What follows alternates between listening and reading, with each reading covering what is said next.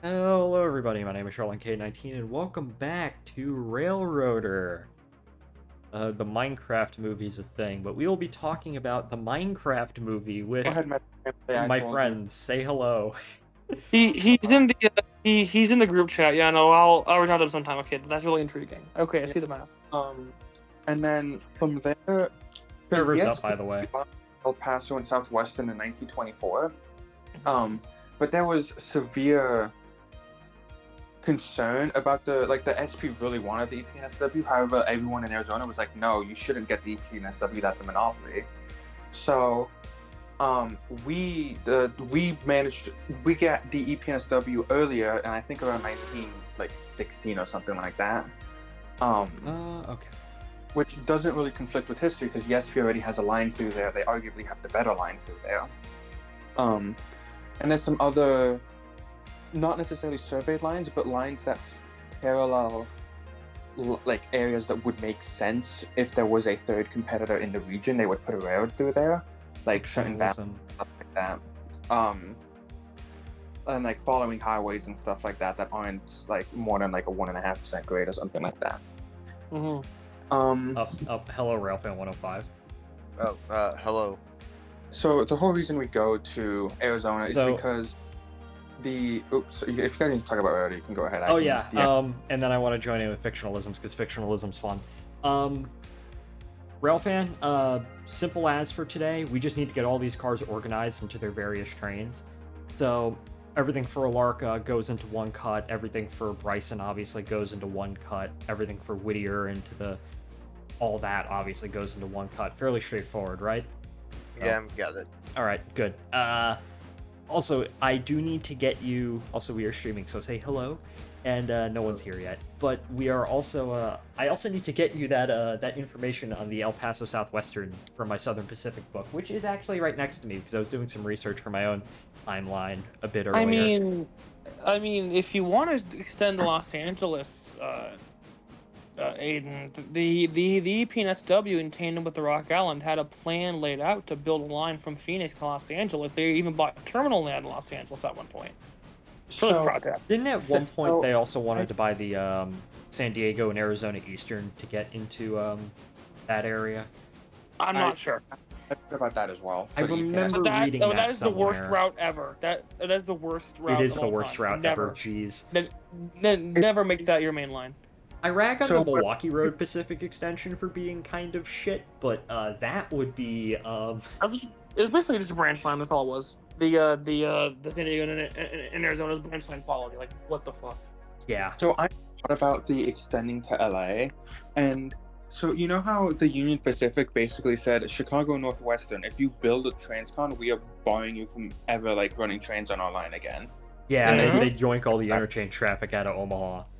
Yeah. No, so I basically want the same thing to happen here where like it's like, okay, if you build a transcon, like the SP already mad at us for like taking the EPNSW from under them. Basically it's like if you build the transcon, we're gonna like take away any interchange traffic. Like but the original plan was for the TNP and SP to share the line from just east of El Paso all the way out to the state line with Arizona and California. But then the TNP was just like, okay, MOPAC's fine, so we're not going to do that. But the court order was that was the plan because the TNP graded that line all the way up to California, the Sunset Route. And then SP said, okay, we'll wait for you over here in California. It turns out it took like 10 years for the TNP to build even out just like Odessa or whatever. No, like, fuck this. So the SP just said, oh fuck you, well, let's build it on our own. So they built to El Paso on the line that the TNP owned and graded, and it was a long court battle, and that was the official court order is that you guys share this trackage, So that's also an option. I find it odd how you just sort of stop in Phoenix. When you're so close to us, but that's your choice. Go ahead. Yeah, so I mean, Phoenix is more of a destination than like Lander on the CNW. Although that line ended up getting sort of redeemed due to Powder River traffic, but that was until the 70s, actually early 80s. CNW entered Powder River Basin in what 1984, I want to say. And what do you sell the line? Do you sell the line from El Paso to Tucumcari just to the SP? Because that was also EPNSW. Yeah, so I haven't, like, I need to get in with my friend from Arizona, like, so we can talk about it more, because right now I just took the entirety of the EPNSW, but I do want to, like, trunk it down a bit, because I don't want, the entire thing to just be consumed, but also there's two, here, I'll mark them out, that are two fictional grades that aren't real grades or have been surveyed, but they are highway right-of-ways, and my friend said the highway right-of-ways are very not steep and could be good for rail traffic. Maybe concerning the EPNSW, maybe it's like it's sort of Yeah, a you joint could- acquisition between you and Yeah. SP. It's sort of a because if I recall the from my SP book when I read it, the EPNSW SP merger was like the first big like rail acquisition after the United States Railway Association had been dissolved and the railroads reverted back to private control. And there was some sort of question of should we even, it was actually quite controversial at the time, it's like should we even allow this merger, and the Interstate Commerce Commission allowing that merger went through, basically said okay, it's okay for big railroads to basically merge once again. So perhaps in order to get maybe the opposition from it is, that was in like 1920, what, like 1920, the early 1920s, 24 I think. Yeah, 24. So maybe as sort of a sort of proactive measure, trying to get more support, the SP and the Cheeto just come in and say, okay, SP, you get the route up to Tucumcari because you have interest in sort of gaining some sort of route to Chicago via the Golden State, and then the rest of the line out to Arizona, out to Tucson and Phoenix can become Cheeto Road as long as you don't extend it outwards. That could be sort of the goal. I'd have to look through my SP book, but that's how I'd probably want to play it if I were you. No, I've already actually done that. When I completely forgot the looking, like when you were talking about it, I'm like, oh, I remember what that line is. No, if you look on the Cheeto map, that line is not on the map. Because we don't get that line. That's the line we give to the but like I saw that. I was just saying like how you could actually go about like the logical explanation for that. Got it. Yeah, so the two lines circled in blue are not real right-of-ways. They are highway right-of-ways that don't have like steep grades. The green line, like the line that's next to the one that's like highlighted in green, that is part of the SP line to it's not technically SP, it's some short line that the SP buys out in like 1918 or something like Arizona Eastern. No, it's the Gills something another. Let me pull up the map on my computer so I can get you the exact name. It's a mining railroad, pretty much. Ah, okay. Classic, let's just buy a bunch of tap lines and string them together. Yeah. So what it is it's a bunch of lines, and then everything from so you see where like the green, where like it has like the inverse back mark? Yeah. Everything green up to the left, up to where the here's a map, by the way. Arizona Southeastern or something, whatever the Santa Fe's subsidiary in Arizona was. Let me open the Cheeto. Where is it? So why is it called the Cheeto? So like, when we were first getting into Gmod, like it was the basic like shit. You put boosters, rocket boosters on trains. So I made my F units orange because at the time I was like, oh, nobody uses orange for the railroad, being blissfully ignorant of the orange plague and BNSF. Like, oh, no one uses orange for their railroad. Everything's blue and black for NS and CSX. I'm gonna make my stuff orange. It might have genuinely been Ryan who said that looks like a Cheeto, and the name stuck. Ryan giving you your railroad name is actually quite funny. All right, so the Globe something another. The Gila Valley Globe and Northern Railway. Interesting. Which goes, it was built as 2 foot, then converted to 3 foot, then converted to standard gauge. Jeez. But 610 millimeters, so slightly larger than 2 foot, like by like a quarter of an inch, but it's 2 foot. That reminds me of the original Florida Midland when they built the line of standard gauge back in the 1800s, and then they're like, "Oh wait, all of our connecting lines are narrow gauge," and then they made themselves just narrow gauge, and then when they were bought by the plan system, they were standard gauge again. Yeah. So the Phoenix and Eastern to go from Phoenix, then we go on the Southern Pacific, not Southern Pacific, the Santa Fe surveyed transcon in between San Carlos and Christmas, where we connect to the Gila Valley Globe Railway Northern, to where we continue to the railroad to Morenci, which is the one that was like from 2 foot to 3 foot to standard gauge, which then brings us down to Lordsburg, which is where that interchanges with the El Paso Southwestern.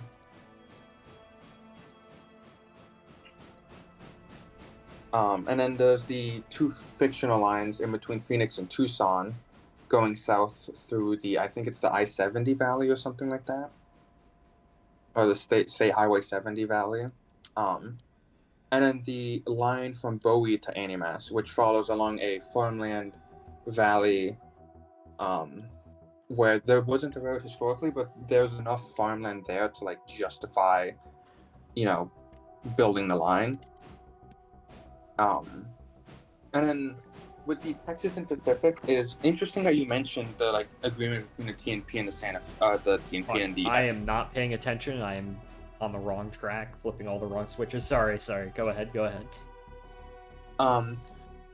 So I have an interesting problem / issue / reason for me owning the TNP. So our CEO comes from Phoenix. Like our CEO in I think 1901 gets appointed. I'm looking at Tyler just for shits and giggles. So he's like, I want to build the Cheeto out to Arizona, where we have all of this ore traffic, the coal traffic, copper traffic, the Copper River Basin. So I want to expand it out to here. So we take over the Phoenix and Eastern from the Santa Fe because. Be right back. Sorry about this. I'll be right back. I'll wait for him to get back. All right. Man, I've had this this idea of like a completely separated from the rest of my fictionals, which is sort of a South Georgia, Florida, Alabama, Carolina sort of regional. Kind of like I'd say like maybe it's just bigger. Kind of like the OGNS or I guess a modern equivalent would be like the Wheeling Lake Erie. Something that's big enough to actually have some size to it, but small enough to be sort of manageable in terms of making a fictional out of. Yeah, the FEC but rotate at 90 degrees and shift it like 10 degrees north or something like that. Kind of like that. Although my I haven't really put much thought into it yet, but my sort of big thing is I'd want to have it go through. I kind of want to use the fuck, I hit my mic. Sorry about that, friends. I kind of want to use the Georgia and Florida Railroad as sort of a starting point. The problem with that is that the Georgia and Florida was, and I'd have to go through my GNF book, from Madison, Florida, all the way to Spartanburg, South Carolina, was just agricultural traffic, and I think it holds the record for the longest bankruptcy of any railroad, 30 years. Before it was bought out of spite by the Southern, because they didn't want the ACL to have it. Because Bill Bros and Tom Rice hated one another. Problem with that is like, okay, how do I make this thing viable where it somehow continues to last into the modern day? What the fuck? Well, that's an issue. The front half of the H6 decided to just not come with the rest of the locomotive. As you do. Okay then.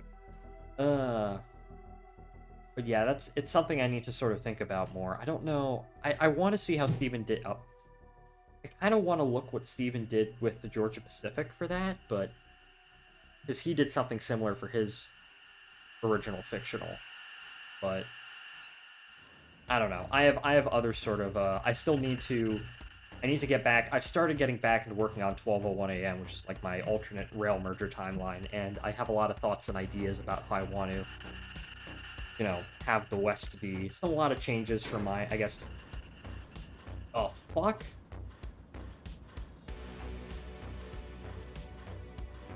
The front half of 13.0 of the fucking H6 decided to just fly off the rails. I bumped into it at 2 miles an hour and it died. What the hell? It's a feature.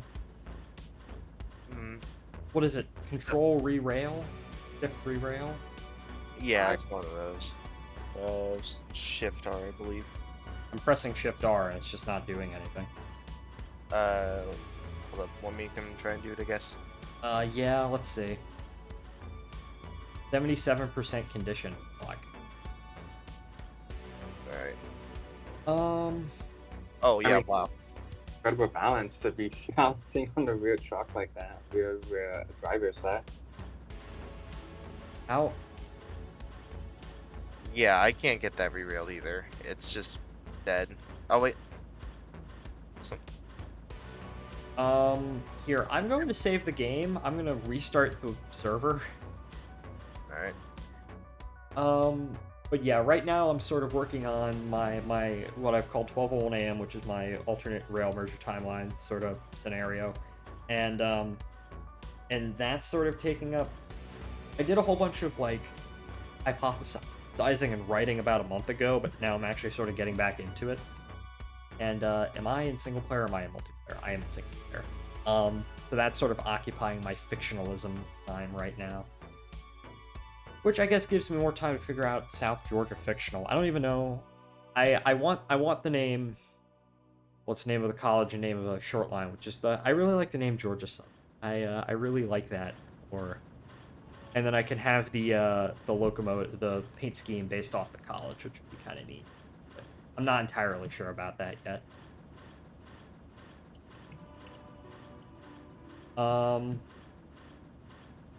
Yeah, I can't. At this point, would it just be...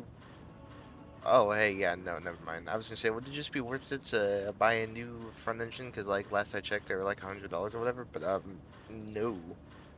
Now they're up to 15,000, so never mind. We've just lost the front engine. Oh, come on.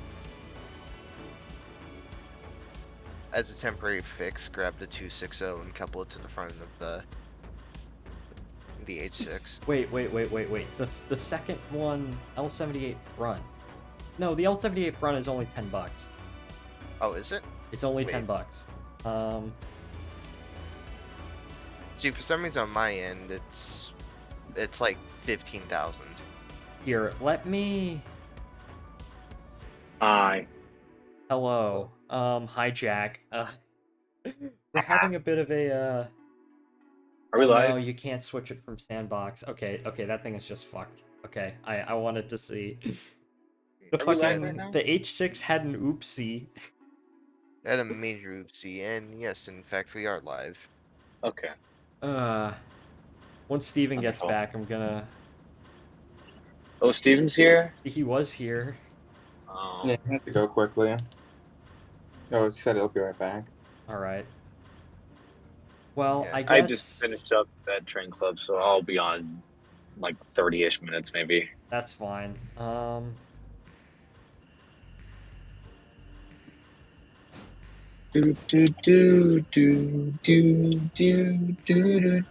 I guess I'm just gonna take 90 then up to the thing.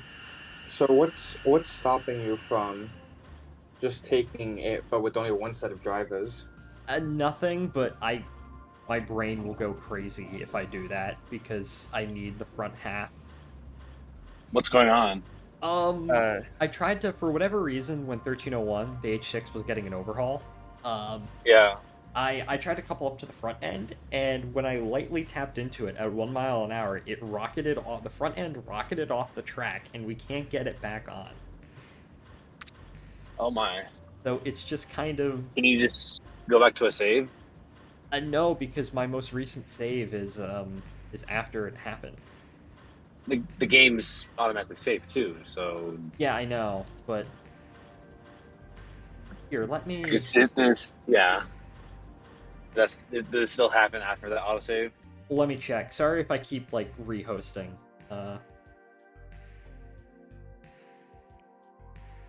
Let's see. The most recent autosave was 10 minutes ago, so you might have to repeat some work. But No, well.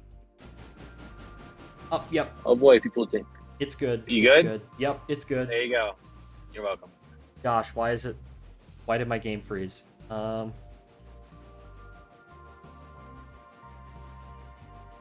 Hello, Railroader? Oh, Railroader's crashed. Railroader crashed. Oh. Oh, well. This is a highly unfortunate turn of events. All right, let me rehost. Okay, we are back. Host. Continue. There we go. There we go. Take it easy. We are so back. Every summer's got something to hide, except for me and my monkey.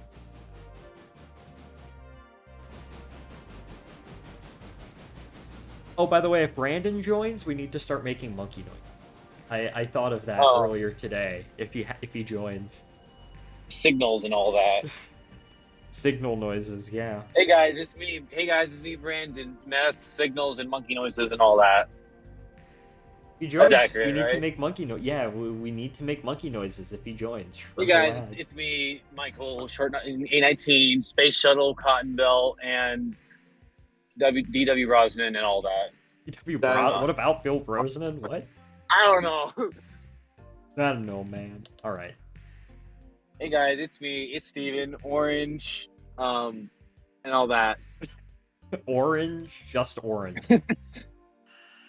Hey guys, it's me, Ryan, Chiller, Charming, Penn Central, and all that. The chiller, charming Penn Central. Yeah, true. And all that. And Sunblock. Of course, we can't forget about the sunblock. Hey guys, it's me, Alex, Twink, Americans, and all that. Truly, So it truly real. seems to still not be working. I'm just calling out everybody.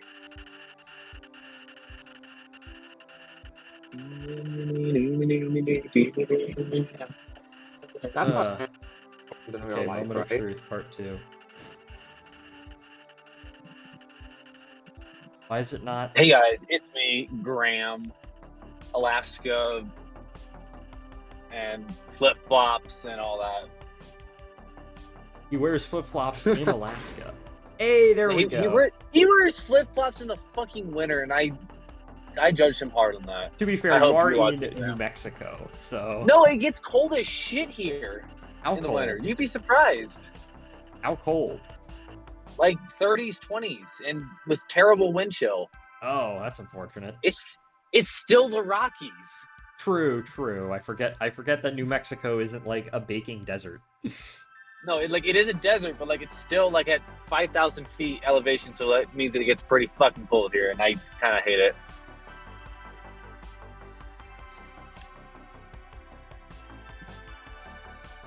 Michael, what's your favorite song from the White Album? Rocky Raccoon, simple as. Oh, I thought you were gonna say Wild Honey Pie. No.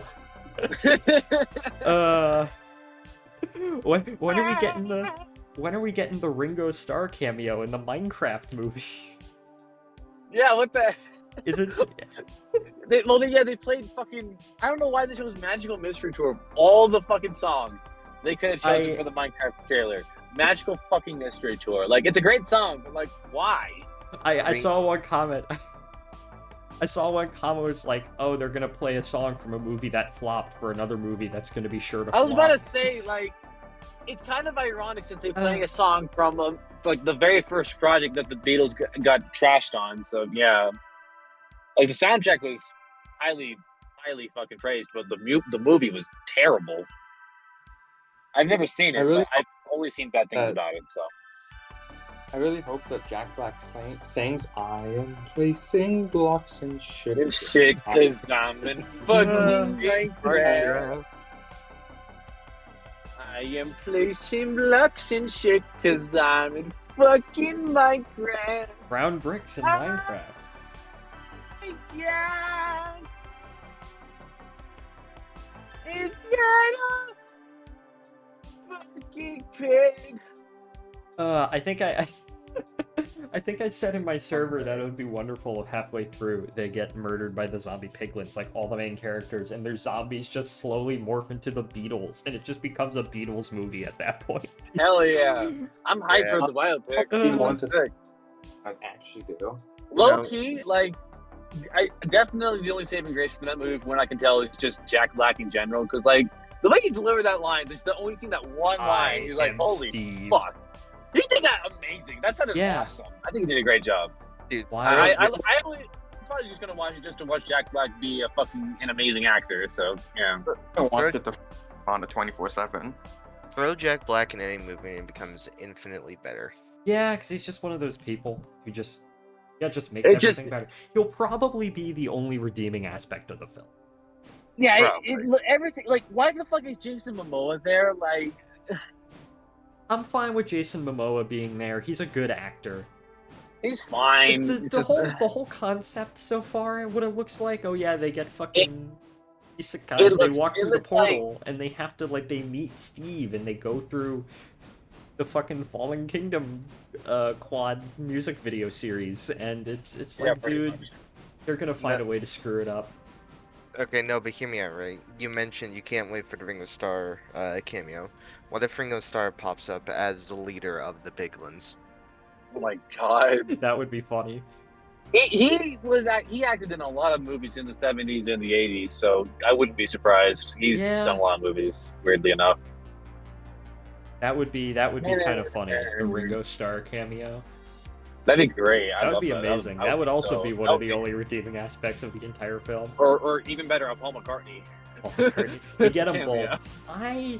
They get both of them, yeah. Speaking of the Schmeedles, I was on one of my favorite websites, alternatehistory.com. And someone wrote a timeline where the premise was that the Reagan assassination attempt succeeded and George Bush became president. But one of the other things that happened is John Lennon doesn't get shot and the Beatles get back together in, like, 1982. No, it makes more sense for them to get back together for Live Aid. Yeah. Yeah. I just thought it was kind of neat. Timeline. If that's the only two things yeah. with this timeline. I didn't read it. I skimmed through it to see if there's any spaceflight stuff, but there wasn't so far, at least. So to be fair, like, just Ronald Reagan getting assassinated would be the good timeline, but I'm not allowed to speak further because you're on stream. Walter Mondale is the best presidential nominee ever. Oh gosh, no. I will never forgive Reagan for canceling the Miami Metro expansion plans. What were the Miami Metro expansion plans? So the Miami Metro was going to go up north, all the way north to Aventura, out west to Weston, and then it would go southwest to FIU's main campus. It would connect both FIU campuses and UM by Metro, and then it would take by the FEC tracks to Homestead, because at that point they were abandoned, and build the Metro down to Homestead. Oh, that would have been cool. Paid for everything, had funding. Like, literally, the checks were signed. Reagan came through and said, "No, we're taking this money for something else." Oh, that fucking sucks. Yeah. Well, what is it fucking? So, if Reagan got killed and Bush inherited, like, would Bush still 184? Probably. It's Mondale? Probably, considering the absolute. Probably, like, the state, because generally, like, the state of the country was like part of the reason why Reagan won so much in '84 was just. The 70s were so shit, anything that was deemed slightly better was gonna get you a bajillion votes. Makes sense. Hey, Steven. So, who would have run in 1988 then? I don't remember. I don't know. Welcome I'm not early 80s politics is something that I don't actually know all that much about. That's fair. Okay, so back to the fictionalisms. the TNP and I have a very complicated relationship. Uh-huh. Hi, Steven. And when the president takes over, he's like, we're gonna start expanding to Phoenix, and then we're like, how the fuck are we gonna get from New Orleans to Phoenix? It's like, okay, I have the Phoenix part down. How the fuck are we gonna get from New Orleans to El Paso? What's that route, bitch? It's like, okay, well the TNP does that, and this is like 1915 or some shit like that. So it's So like, by then, the TMP is already under the control of the MoPac. Hey, Railpan, feel Yep. free to do any of the. I'm doing Robinson Gap. If you want to do Alarka or Bryson or whatever, you can do whatever you want out of either Whittier, Bryson, or Alarka. But All right. I'm doing the What is there to Gap call. What is there to do? I'm still driving home right now. What is there to do? Well, there's also the Whittier, Bryson, and Alarka, the log train, and then I need to get the passenger train going. Someone also needs to Gotcha. go and pick up the cars from the Oh, the from the Nundup- bridge. Yeah, the bridge. I can do that. Let me check. They might not. I remember. Oh yeah, last, they need to go. last They time need to go. They were ready. All right, Yeah. Aiden, Steven, the I can floor do is that. yours. Hello. so when does the MoPac? I don't want to say takes over, but I guess gets it like buys out the No, TNP. takes over the It MoPac. controls the TMP. It takes over the TMP like during like the 1800s, I believe. It Oh, was it was during the Jay Gould era. So yeah, it was probably like hold on, I'm pulling up the page. I know it was like the late 1800s.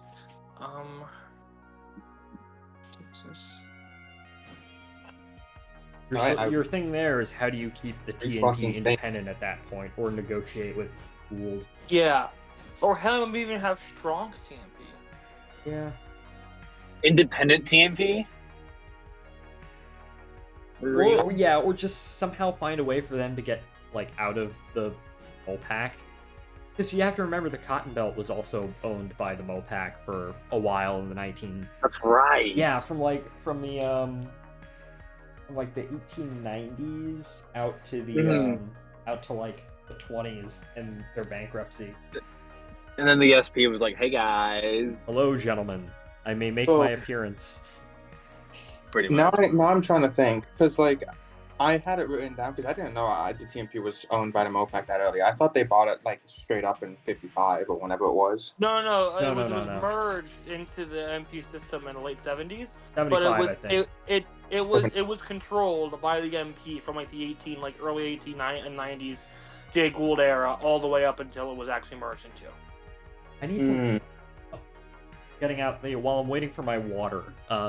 In my locomotive, I'm gonna get open the SP book and see. Let me look written down for the TNP specifically. Would y'all like to hear some Southwest Chief lore from a few days ago? Sure. So I don't mean to take over. I'm sorry. That was kind of rude. No, it's fine. you can go ahead. I have myself pulled up. My friends and I, we were up in Las Vegas, New Mexico, not Nevada, to go up to see the semaphores like near Wagon Mound and shit. We were hoping to see the eastbound. They were late out of Winslow in Arizona.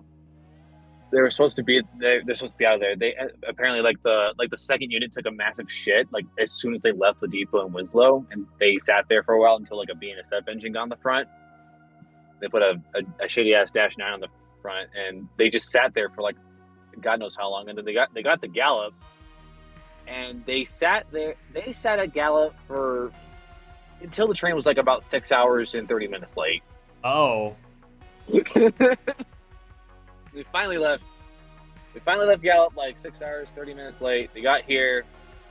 They sat here for a fat second, and they were the westbound train. They waited for them because they were a little late too, but only 45 minutes. And they added one of the locomotives from the westbound onto the eastbound because the -9 just wasn't really doing it. So the eastbound had 3 engines and the westbound had 1 engine. And I think it arrived Chicago. I don't know exactly what time it arrived at Chicago, but maybe 7 hours late, probably. Amtrak moment. Yeah, average terrible Amtrak service. I feel terrible for the passengers on that. Okay. All right. So yeah, sorry, So- I didn't mean to hijack. I just wanted to. It's fine. drop Continue. that No, word. Continue. check. It's fine. Listen, if it's funny, feel free to. If it's funny, feel 6.5 free. hour late train. Is Yeah, it we funny? did Is it it if you Family wanted Is to Guy? it see- funny? Is it a family? Is it a Family Guy funny moment? Chad, We is really wanted to this see, is this Family Train? Chat is True. this Family Guy funny moment. We were debating to stay up in Wagon Mound or not because we wanted to see a Dash 9 in front of the front of Amtrak, but then we realized they were stuck in Gallup for like a gazillion years. They were like, no, let's just chase the westbound, and it was a nice chase. We got to see him in front of the semaphores and some searchlight signals as well. So yeah. Continue. So, yeah. Uh, Anyway, Texas and Pacific. Yeah, so I have the date set as 1907 as when we get a controlling stake, but obviously that's not going to work with the TNP being under the MOPAC. Like I just copy and pasted everything I said. Like I have temporary, like roughly written down. I just put everything in the Railroad VC. Where do But- you write? Like Google Docs? Well, I want to make a Google document. However, in my server, I just have a thing called Hey, Cheetah. same. I Yeah. for Everyone me, put it's like literal fucking impossible for me to like essays. sit down and write down all my stuff in Google Docs. So I just have a separate I have like a Discord server with me in it for various purposes, and one of them is just this is where I write my Yeah, alternate. no. Oh, so good to Mer- know that y'all have that, because I've had mine. Do you know how I created mine in the first place? How? My like server where I just post it and I'm the one there, because this is back like 2017, and my iPad I've had for like 3 years back then, and it was like running out of space. So instead of like saving an image, I'm like, wait, because I gotta save an image on my phone and also find it on my iPad. Why can't I just put it on Discord so it wouldn't take up any storage? I can see it on every device. I've taken And that's that. the start. I've taken that. And do you know to what the s- first image was? What? The first image, I was sitting in band class in 2018. The first image is, I have it pinned still in the chat from like 6 years ago. It is the AT&N 280s. Oh It's god. just one of those. It's just one of sitting those. there. Oh, that's It's wonderful. just sitting there. It's Yeah, pinned I have still. all Totally fun. sorts of fucking things like linked. Oh, hello. I heard the quack and I knew he was here. Who is it? It is Richard Melhouse Nixon. Thank you very much. Oh my god, monkey. I'm a monkey. Did that even pick up on Discord? No. No, all monkey noises don't pick up on Discord. Unfortunate. Oh shit! No, I dropped a passport card. But yeah, yeah, I have a Discord server that has like a whole bunch of like fucking just all of my random ideas, like links to shit that I need to read and stuff like that. I'll put my schedule on Discord and modify it throughout the day. That's great. Anyways, Aiden, Yeah, I continue. have like a server for just me, and I just dump random shit in there if I need it for like school or whatever. Yeah, same Transfer here. like on different I devices. have like a billion chats in there for like everything. It's really Yes. But I have one in my private server where I like send the maps and stuff like that. But then I have the public facing one where I like write the work so I can like get help with stuff. Because like I didn't know the TNP was bought by the MOPAC that early. I thought it was a 1995 thing.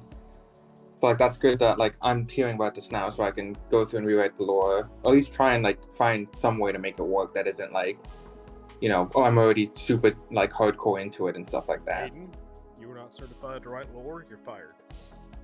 Okay, skill issue.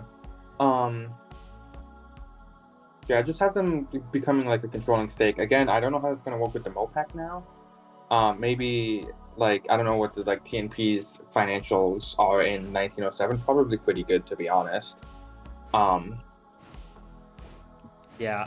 So in 12:01 a.m., one of the things that happens is, Southern Pacific, because Southern Pacific they were really interested actually in using the Texas and Pacific as part of a transcontinental route, and this is even into like the 50s and 60s.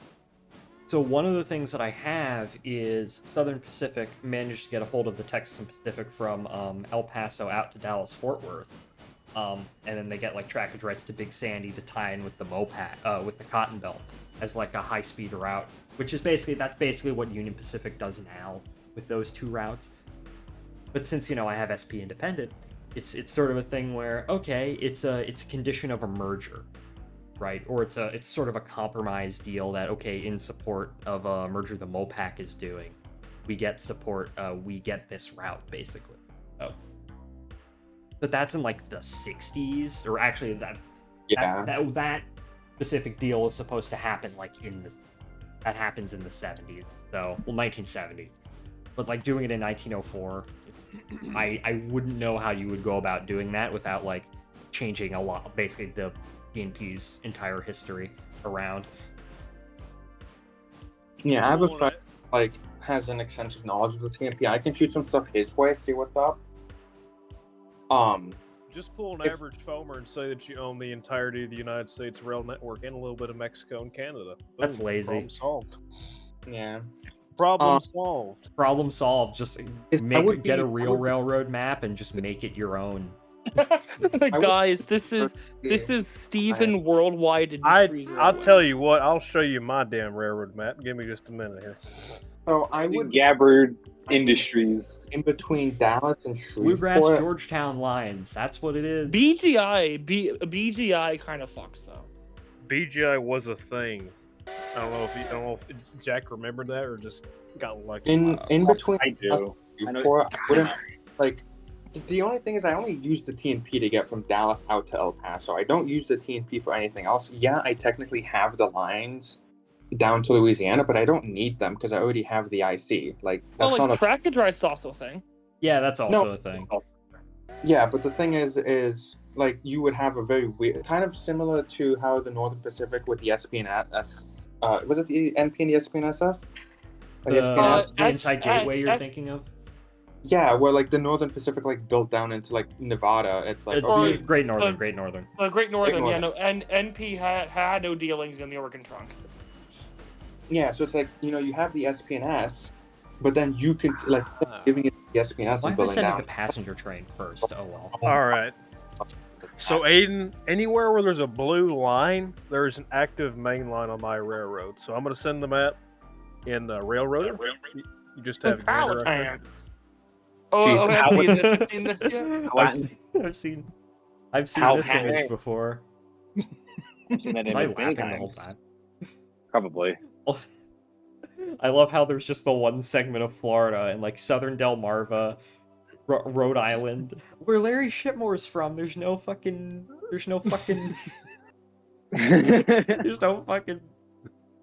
No, only a single island of Hawaii is taken. Remember my that? map now? That's a lot of Florida's mine. That's No, listen, guys. My fictional's got the best lore. We just own everything. Done. Rimple as, yeah. Listen, that floats your boat? Fuck yeah. So like I could some pieces of the Great Lakes. I actually really respect people who can just like do that and just not overthink the lore so much. Because even if I do like a throwaway fictional, I'm like, no, I have to flesh this out to the bone, and then I never get anything done with it. So yeah, I envy people who can just do that. I throwaway really do. fictional? You mean the GMC? That's the greatest fictional I've been pinged. Yes, Aiden. Sorry, you were trying to talk. Yeah, I can probably realistically expend the Vicksburg, Shreveport, and Pacific past Shreveport to Dallas because that's relatively flat land, I think. Like Shreveport to Dallas, that's the TNP. Yeah, no, but I'm saying like I could build. I'm sure there's been. You already have one. Do you? Oh wait, no. You do. There is a really obscure section of the KCS that was the old Louisiana and Arkansas, from Wascom, Texas, out to McKinney, Texas, just north of Dallas, and then these track and drives down on the Cotton Belt to reach Dallas, if I recall. I mean, you can just like snag that. It's kind of obscure. Most people even forget it exists. Is it still active? Yes. Isn't it? Yeah. It's still active today. Yeah, but so tell the LNA to suck the dick and just get like track and drives on the TNP in like 2002 or whatever, and just like do that because the line between Shreveport and Wascom is actually a VSNP. The VSNP had plans to extend all the way into Texas. Only got as far as Wascom, and then that was later leased out to that railroad going out to to Dallas through the beaten path through Pittsburgh, Winsboro, and the Greenville. Springs? Maybe? Or Yeah, am I thinking of the Cotton the main Belt? shops are out over around Sulphur The Springs. fucking yeah. Cotton Belt and the Kansas City Oh, Southern through that region like directly and parallel each other. Aiden, this line was actually owned by the MKT, and when the original MKT went bankrupt in the time period you were talking about, like 1907, 09ish, they sold that line off to the Louisiana, Arkansas. Maybe in this lore, get to Dallas, the Cheeto buys that line, and they get trackage rights on the TNP out to El Paso for like 6 trains a day or whatever. Yeah, and then I guess I'm trying to think of a way, because the thing is I also within the lore is I think it's I don't know if I've sent it here, if it's just something I have on my own. Is it in what I said, or is it? No, okay.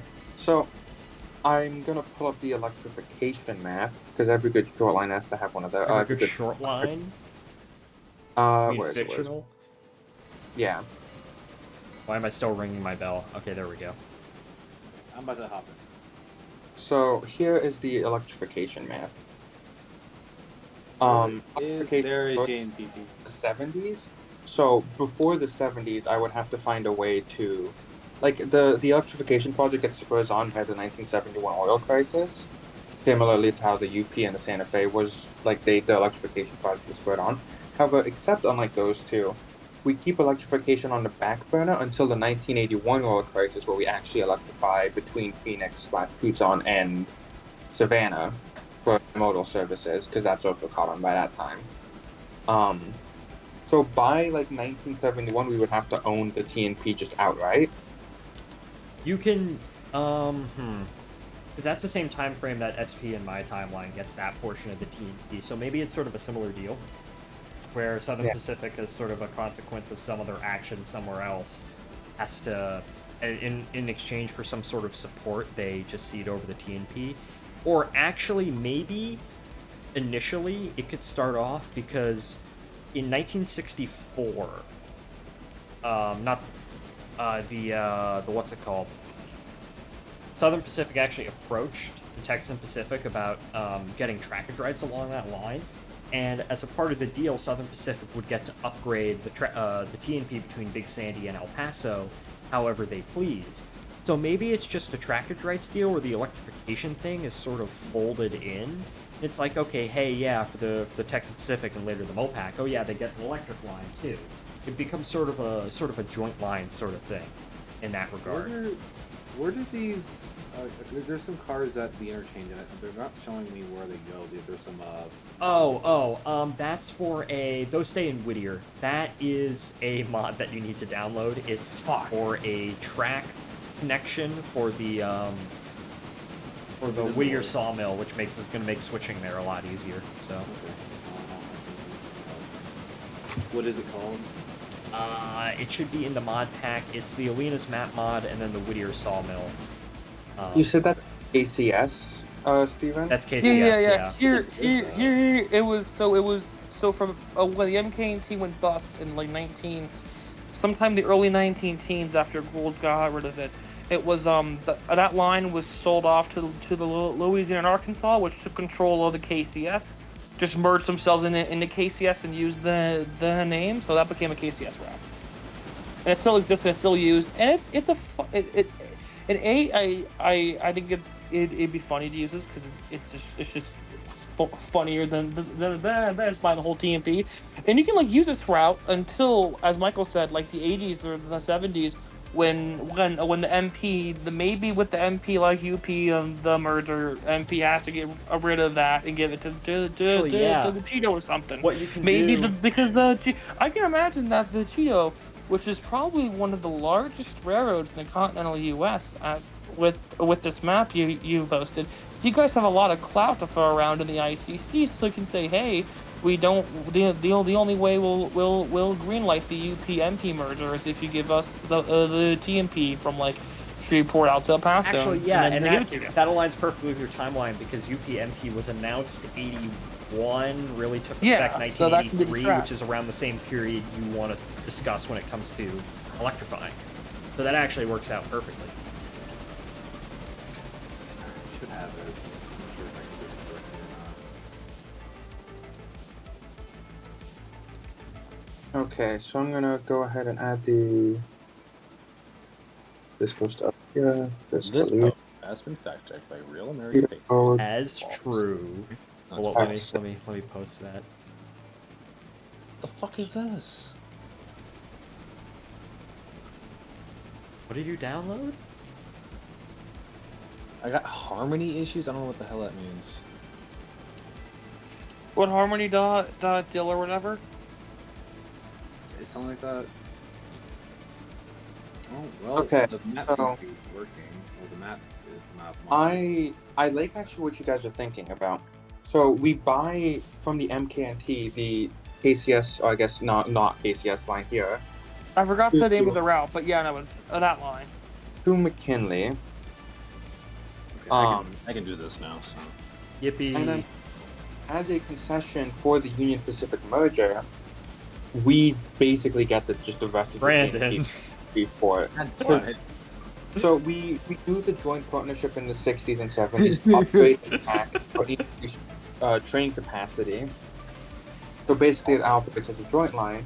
And then once the UP thing comes along, we're like, hey, Union Pacific, we'll let you merge, but as a concession, you have to give us the TNT. Yeah, let me. Perfect. Okay, if I wasn't Like, running a give train me right the now, I would toilet get out paper. Blue Streak Not the merchandise and probably entirety tell you of the the details of what they wanted to do.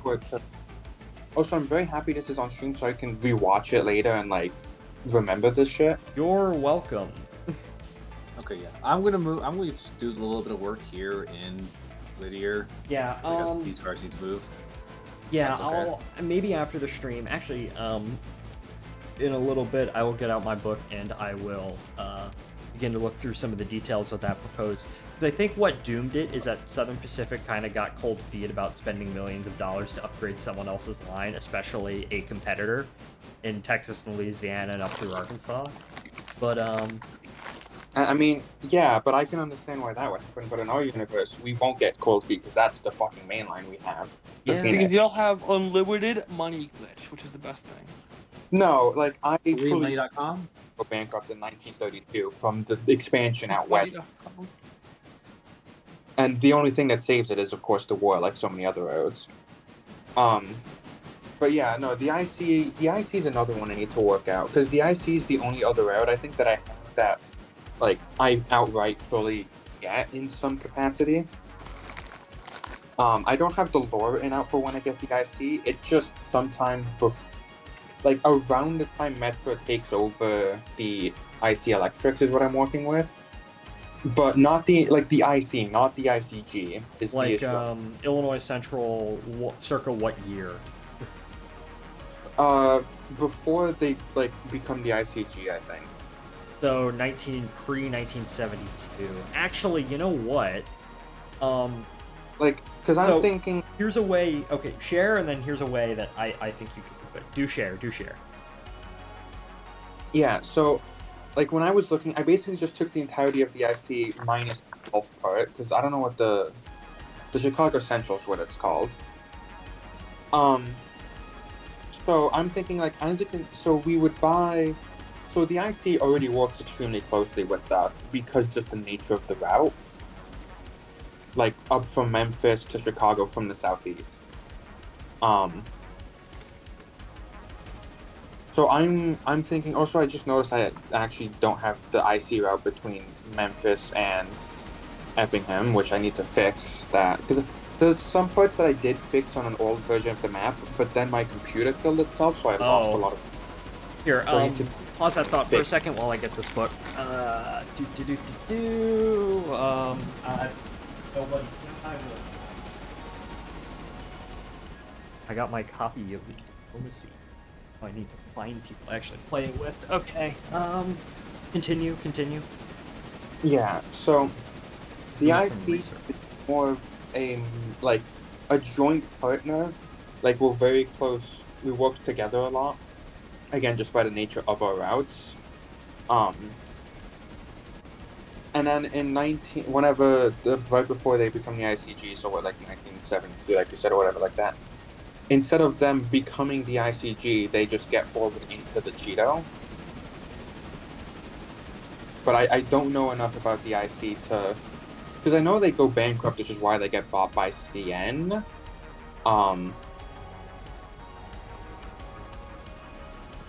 What'd you say? Sorry, I was reading something. The IC gets bought by CN when they go bankrupt. When? Like They didn't go bankrupt. they didn't go bankrupt. No, they were just bought out by CN. Oh, I thought they got No. bought out. They were Oh. fine. They were perfectly fine. Yeah. Also, I'm reading something here. I just didn't notice in the Wikipedia. In 1988, the IC also ran a service to Miami, Florida. What? Oh, that's the champion, isn't it? No, that's the city of Miami. That was City of the Miami. Oh God. that was the Chicago to Florida train for a long time. It was Okay. it was the one that lasted the longest at the South Wind. All right. So, I- Aiden, pause that thought. Okay. So here this is from Blue Streak Merchandise concerning SP and Mopac. Actually, efforts began as early as 1962 to telescope. Southern Pacific and the Missouri Pacific discussed joint operation between Fort Worth and Sierra Blanca via MP's Texas subsidiary.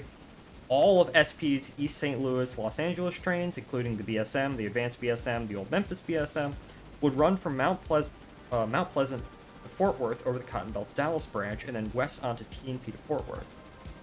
SP must have salivated at the benefits, saving them 257 route miles for Blue Streak Merchandise, easily 4 hours less running time. Saving crews. Rare spite of fellowship, SP and MP officers hosted each other on business card trips. Set the brakes, people! God damn it! Let's see. They agreed on $2.4 million in capital improvements in 1962 money, 8,500 foot sightings on Cotton Belt, an extension to 8,500 feet of 13 TNP sightings. Volpac insisted that SP pay for 376 miles of centralized traffic control. At the time, the Texan Pacific ran 2 freight and 2 passenger trains each way on the Texan Pacific, plus a 3rd freight between Fort Worth and Big Spring. At 3 SP round trips to Platinum, as many as 16 days of 16 trains competing for space. Sticking point where negotiations failed, we agreed to pay MP half of our savings, but the trouble agreeing on what the actual savings would be. 1966, the two sides tried once again, but they couldn't agree over the CTC price, and it fell through. So that's some extra information if you're curious. Yeah. Continue. But I don't know how how I want to integrate the IC properly. Well, okay. Sorry, I haven't really been paying too much attention because that and running the train. What year did you say you wanted the IC to be integrated with again? So either sometime around or before Metro takes over the electric division. That's the only time period I have set. So like the 60s? Around there, 60s, maybe 70s at the latest. I think I wrote down like 71 or something. Okay, 71 makes sense because the ICG merger was in 1972, but sort of an interesting aspect of Illinois Central that many people forget is that it was actually a Harriman road. Even until the 1970s, I was actually just doing research for this for a completely different project. Even until up to the Illinois Central Gulf, the largest stockholder in the Illinois Central was actually Union Pacific. And there was some contention when the ICG merger happened. The Missouri Pacific argued, hey, if the ICG is allowed to merge and come together, Union Pacific should be forced to divest its stake in it because they're the largest shareholder. They would effectively control the railroad, and that would threaten us. So maybe something sort of like that, whereby the Union Pacific is forced to divest their shares of the Illinois Central, and they divest it to Cheeto, who then just goes all in and just buys out the rest of the railroad because, well, they have a controlling interest at that point. So, and then as for trying to adapt it to the map, in exchange for Union Pacific basically divesting their shares to us, we give them the part of the Chicago and Gulf or whatever it was that goes from Chicago west because we would have no use for the Central Chicago from Omaha to Chicago. We'd have no use for that Yeah, that because we'd already interchanged with UP at Kansas City. So I mean, you can do that, but that would kind of, you have to remember, that would be in the middle of the whole Union Pacific Rock Island sort of fiasco. Maybe you could have it be like where the Union Pacific dumps the Rock Island because they can get this line into Chicago, although that would still piss off the Chicago Northwestern, who'd probably scream foul, and it'd still probably... Union Pacific getting access to Chicago early without the Chicago Northwestern probably just means outright death for the CNW. So maybe. I guess it really depends on how you want to go about doing that. See, that's the problem. Everything has knock-on effects. I Yeah, know Big that's why. knock-on effects. That's why I don't like fucking with too much with that stuff because it's too much lore for me to write off. no, See, and the I thing is, absolutely love fucking with that kind of stuff because it makes it way more interesting. Me too. And the thing is you can't have a fictional railroad based in reality without having some knock-on events. Yeah. Like, Maybe you sell it to someone... What could you give Union Pacific at that point that they would actually be interested in? yeah, the other thing you need to worry about is how do I get the Wabash, which is my next question. But Well, Wabash, yeah. Wabash was a PRR property. no, I guess we just buy it off of Conrail.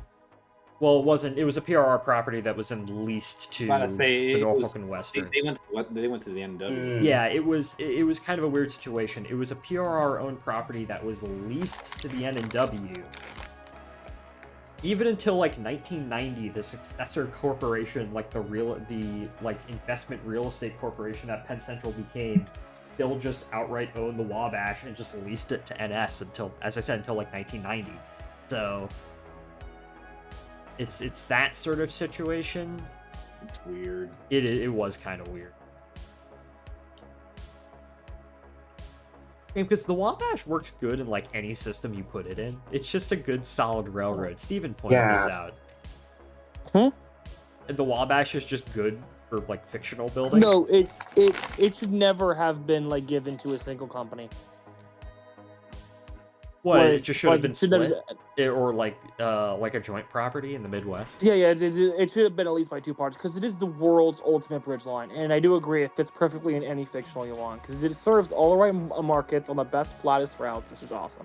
Even in places it has no business being in, it has good routes. Yeah, well, in my universe, the Wabash, of course, ends up as the massive conglomerate known as the Norfolk and Ohio because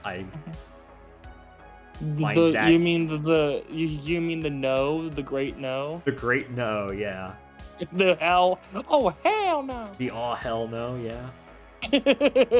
Shut up. Why can't I? Why won't it let me move?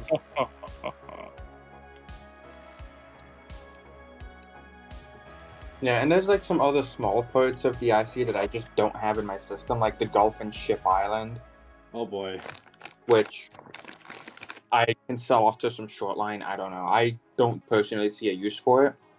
That's the ultimate thing with the Illinois Central Gulf in any system. It's like, well, they sold off all of this shit historically, so if you just don't need it, you can sell it to some regional. Yeah, like Fucking I- Watco. don't need the Gulf and Ship Island. It would get the only part of the Gulf. That's not even the Gulf and Ship Island. Is that the Alabama? That is the Alabama and Vicksburg. Like the Gulf The and Ship Watco Island. line. What town is that? Gulfport to Hattiesburg. From Jackson to Gulfport, and we already get to Gulfport via who the fuck is this? I don't know. Via someone. The Or- LNN. no, this would be new What? track that's built. This wouldn't be new track. The front half of 1300 decided to separate out again. Well, the thing about Gulfport Yeah, is that the of course. LNN didn't serve much freight in Gulfport. The actual port itself, where all the Was the the good Gulf and Ship freight Island. was on the IC. That was on the Gulf and Ship Island. There was also a couple of big paper mills and chemical plants out on that line. Mhm. Yeah. So, so which is why KCS still holds on to it, and it's pretty much still like valued as a major artery. Yeah, so what I have planned here is I'll take a screenshot of it and draw my line. because I haven't had the time to go through and individually like make each line as to how I would how I would have it not be the LNN line, because I just don't have the time for that. Too tiny. So I'll do it in a nice bright red color. 1301, why are you being funky? Oh, because I'm on a grade, that's why. So the Hey, nice. Appalachian Harbor. that's the wrong thing. Oh, I'll put this in I'm the shield. switching with Alex. Hey, So- nice. The LNN is in Cheeto Orange, which that's not real. That's not how it happens historically. The LNN still owns this line. We built the red line roughly around here, and then we'd probably use trackage rights to get into Gulfport itself from the IC. Damn, $14 for time limit? Because like the whole thing is we work super close with the IC essentially. Makes sense, There were 2 cars in that cut that just got the money. That's why $14. So like 7 a car. But I said, there's no way it gives you $14 for one car. Come on. How's everybody doing in the game? I am doing good. I am up at Robinson Gap, recoupling the front half of my locomotive back to my train. How's everybody doing? Which it just fucking did that glitch again. What? What? What? Huh? Gulfport still a major port. What happened? Huh? What the fuck? What happened? It happened again. The front half decided to just shoot off. Oh my. Can you get it? Can I re-rail it? That's a very good question. We have had an anomaly. We need to secure the area. Okay. If you need to resave, it's okay. Yeah, that's fine. Stop what everyone's doing. Yep. Oh no, I could re-rail it. It's at 0% condition, but... You'll be fine. 0%. It's over. The West is fallen. Yeah, You'll be like, really, fine. the Gulfport doesn't look like it's that major of a port anymore. It's actually- actually is it Michael? Well, actually, yes, in recent years. They did Gulfport was never the biggest port, like, back in the day, but recently they've done a massive port expansion. I should know because I recreated it in trains, so... Yeah, That's no, right. if you want to serve like a bulk of the industry in Gulfport, at least like conserve that spur that goes all the way out to the actual port, and Yeah. you just use the LNN and like just sell the line just north of Gulfport to through Hattiesburg Yeah, or all the way up to Wiggins and whatever. So that's not going to be useful because we have. If you're going from Gulfport up, you can either just go on the shoreline or just go to New Orleans and go straight north on the IC. Or if you're going through. Or if you're going, northeast, you just go through Mobile. Yeah, I would double check, because if I remember, I know that there was a decent amount of industry on that line that wasn't actually in Gulfport, but I don't entirely remember. It's been a while since I looked it over, even though I literally read about this line today, because I was reading a Mid-South article, but I'd have to double check. Yeah. Shout out to the town of Saucier, Mississippi for having a funky name. Very funky. I'm gonna, go ahead and make some of these changes, but first and foremost, I need to go eat dinner. Alright, go eat dinner. So if worse comes to worse, I'll, be like, hey guys, I'm like later. I'll be like, hey guys, I'm back. That's fine.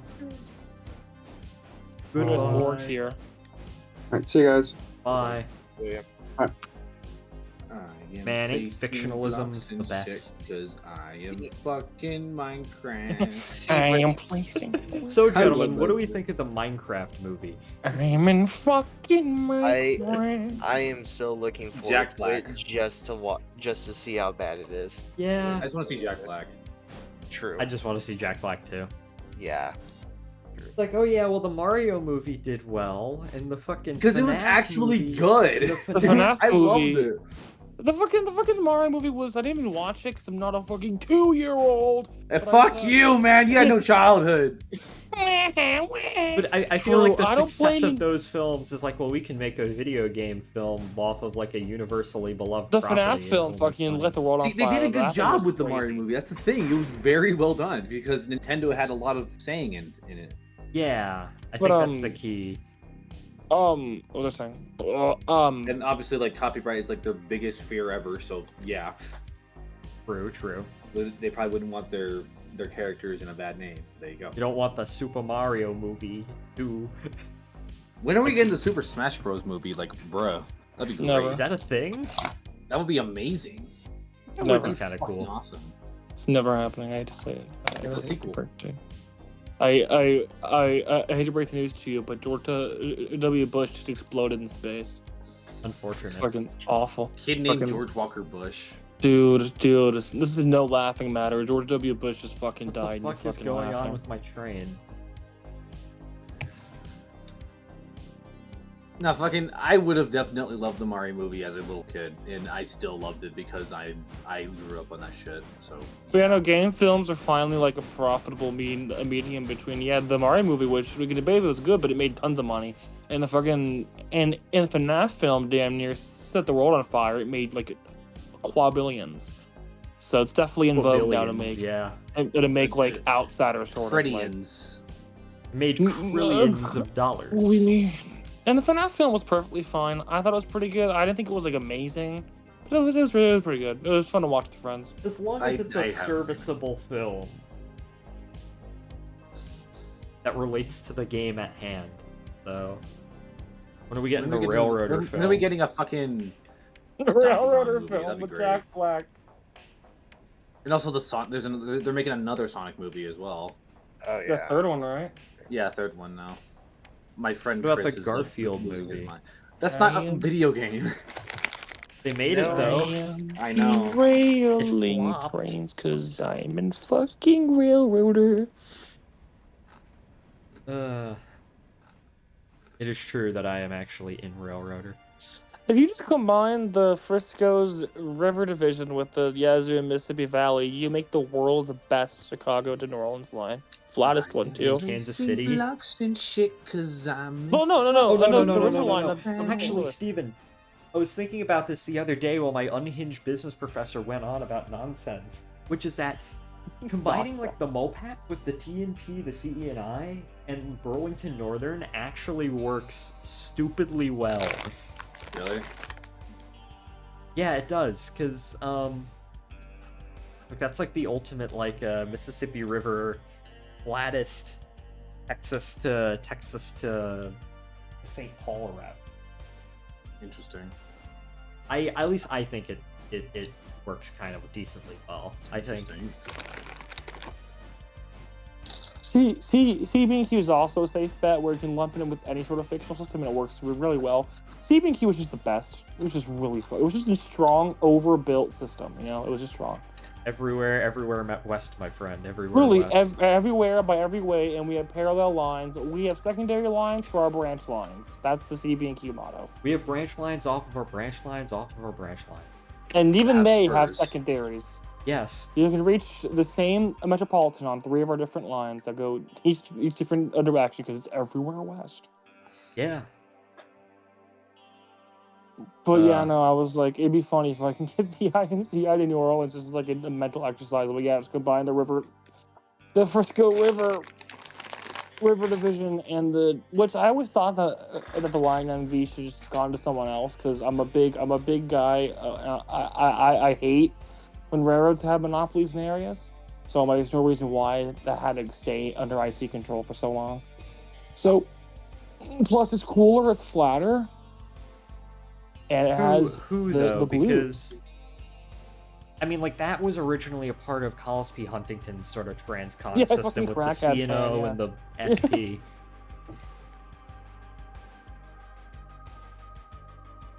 And that's like the ultimate agrarian line. 'Cause that literally goes north-south just through the delta. Just all the grain traffic in the world, yeah. Mm-hmm. To the premier grain port, Nolans. Indeed. Nolans. Nolans. Nolans. Nolans. You know, maybe operating a locomotive at like half condition isn't the best idea. Also, I'm starting at a grade. Ah, fuck. Come on, this is literally what you were built to do. You can do it.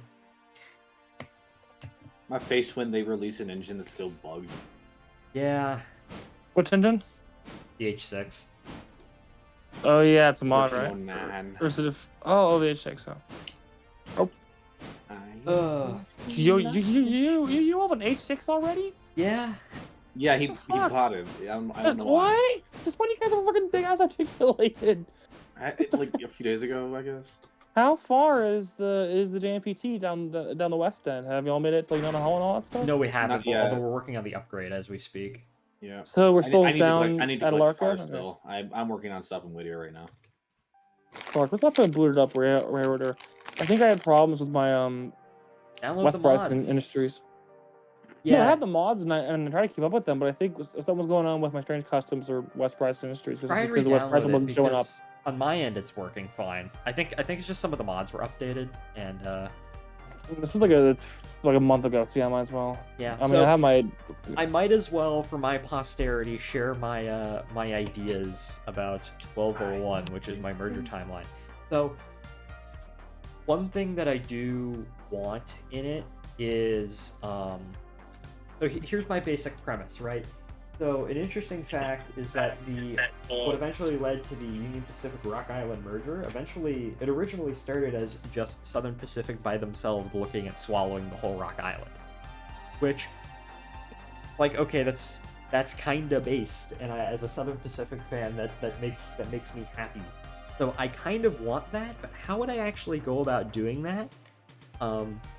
First of all, one of the main reasons why Union Pacific, well, not one of them, well, it was a reason, I don't know if it was one of the main reasons why it took so long for the ICC to approve the merger, was Union Pacific's utter stubbornness, as in they would not compromise with any other railroad when it came to actually trying to get. Oh, UP had a huge ego. Yeah. They had like top 5 biggest train egos, and that led to their downfall with multiple mergers. Yeah, so what ends up happening is why am I not getting I'm not getting air to the front half of the locomotive because it's fucking dead.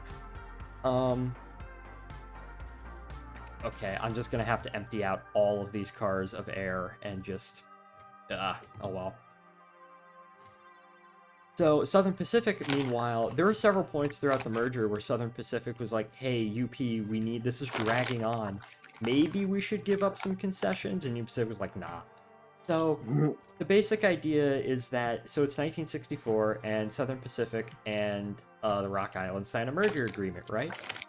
And you still have Burlington Northern, them and their sort of thing.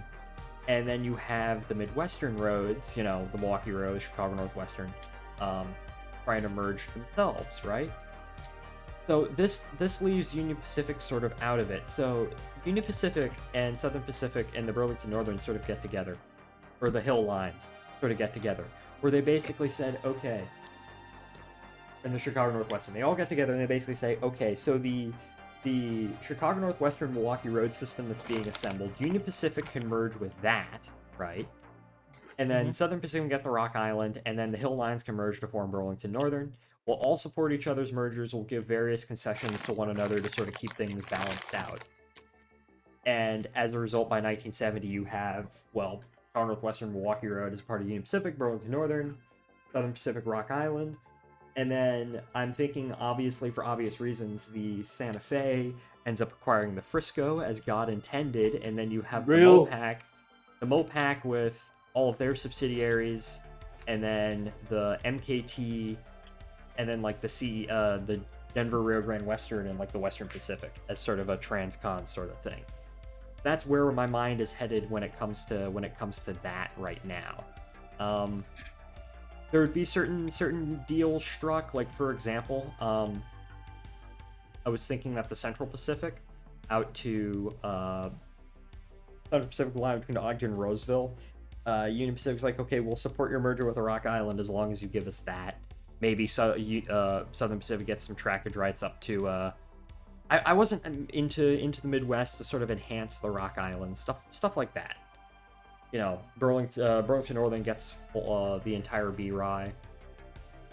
That's where I'm sort of headed with that. Maturing in this business is realizing that the Rock Island was actually hopeless. Yes. There was nothing that could have... it was a bunch of fragmented pieces and limbs that work great currently as parts of other systems that flows with that traffic, but together, it's just weird. The most awkward assortment of lines. It goes everywhere, but on the worst routes, and it doesn't have trackage in the places that matter, in the cities it serves. So it's trackage strikes to Kansas City, trackage strikes to Omaha, trackage strikes to anywhere that matters. So they're getting none of that actual originating traffic. It's so bad. It is Yeah. a paper, a house of cards that was waiting to crumble for like 30 years.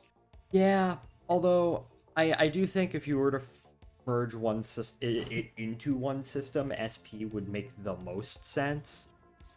Also, Society, if the Yoakum Empire didn't collapse, because it fit great with the Frisco, the Gulf Coast lines, and their B-Ride. Back when it was still like the Trinity Valley or whatever. I mean, that was a great system, and the Rock actually had traffic down south to bring to all those cities. What the fuck is going on with my train? Why can't I like? Oh, the train brakes are finally really. It's special cool. Yeah. Thing is, the Rock Island's best route was the Golden State, and they could never take full advantage of it either because Southern Pacific always liked to send things via the Cotton Belt so they wouldn't get shortchanged on traffic. They wouldn't get short-hauled. So it's like even their best route, they have a handicap on it already. Me when I have like a really nice, extremely long haul, but my other guy doesn't want to send anything my way because they get their own long haul. That's depressing. Yeah. Oh, rest in peace. But yeah, no, the only corridor where the Rock really had the best route was Chicago to Omaha. It's a shame that it couldn't be implemented to a better east-west system because the Chicago to KC route was kind of shit.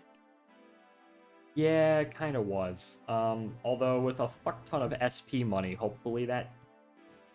Actually, the Chicago to KC route wasn't all that bad. It was good enough where the Milwaukee Road was like, hey, maybe we can try and use this instead of our own route for about a year, and then they pissed off one another, and then they went back to their own more expensive route, but one of the many blunders.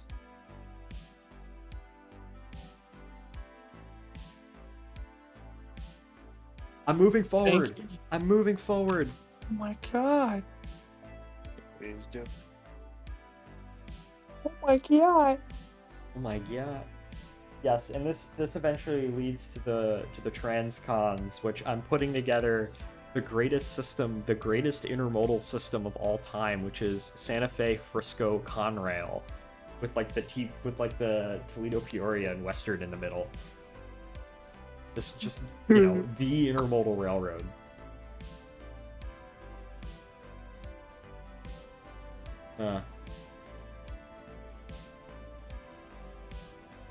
Because I was also considering for the past few months, because the INCI Pacific extension's nice, but it's kind of proven to be one big headache, and I'm still not satisfied with it. So I was thinking, okay, what else can I do with this? And I was like, oh, how about Texas? Texas, more than enough traffic, and I was like, but how would I get in?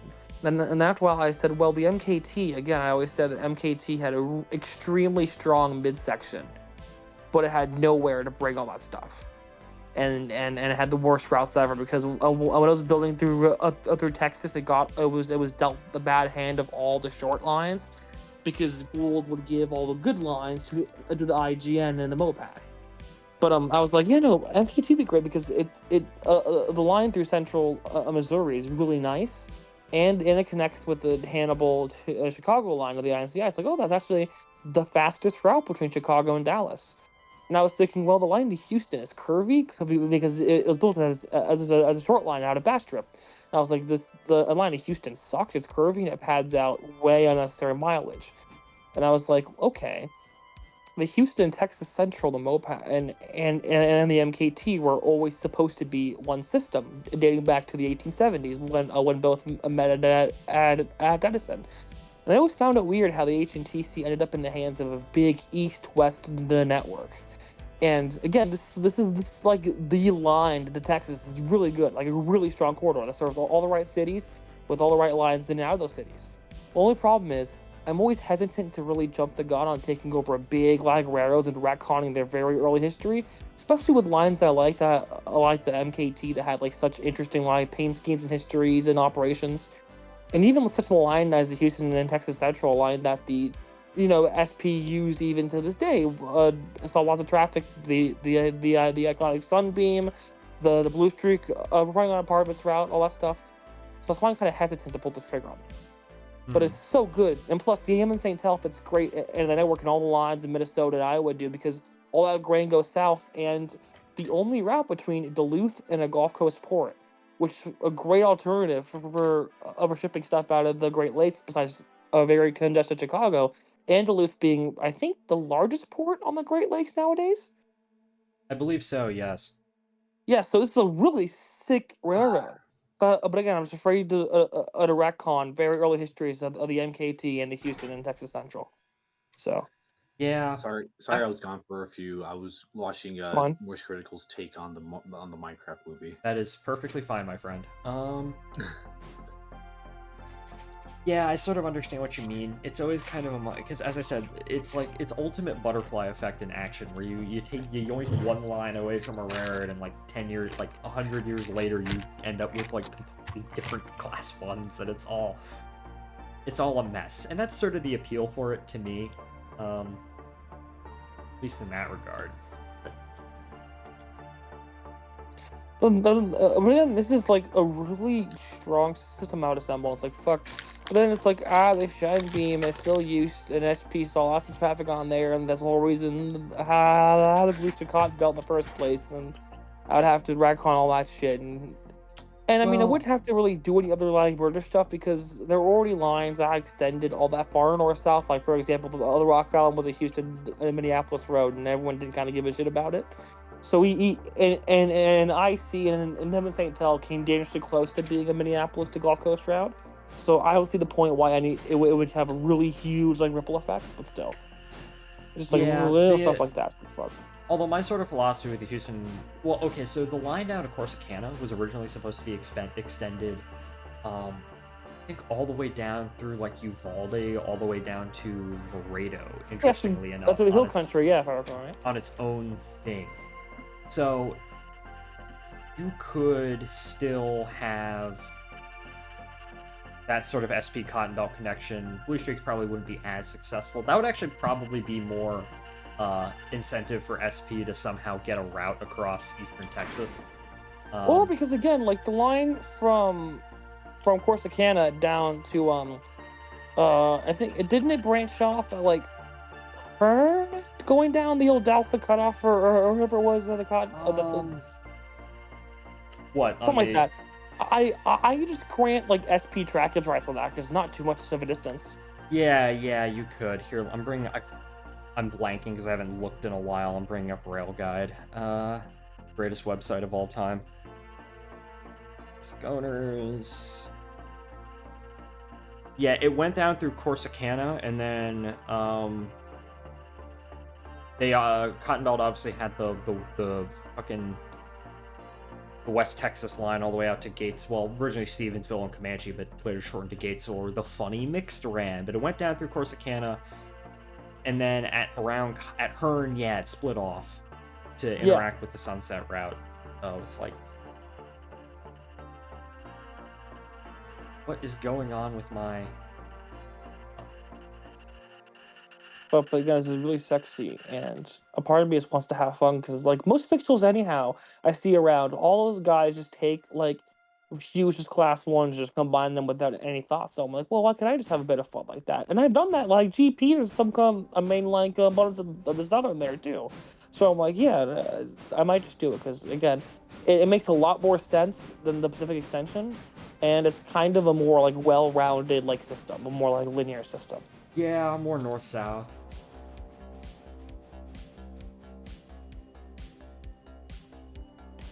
Because of course I've also tried doing building a whole network in Texas and Oklahoma and all stuff on through actual like just fictional lines. Then I realized over the past like year or so, Oklahoma's and north-south lines are actually really overbuilt. Yeah, because what, you have the Rock Island, you have Santa Fe, Yeah, and you have the MKT, KO and G, and, KO and and like G, the Frisco, only kind of. in that in the hills east of OKC, where the old ATSF runs just on that line. The MKT is the only well-built, like, straight one. It really Yeah. has MKT has that best route, and a part of me is more like okay with taking over the MKT because it always had hard luck and it never really reached its full potential. So I'm like, okay, I'm kind of saving the MKT in that regard. True, true. Let's... Come on. One thing that I am sort of excited about as I further develop 1201 AM, where I eventually get to the Transcom mergers, is there's going to be a lot of overlap in a lot of cases between the railroads, especially when you have like big Conrail in like Norfolk and Ohio. So one thing that I do want to do with that is actually develop honest-to-God regional railroads.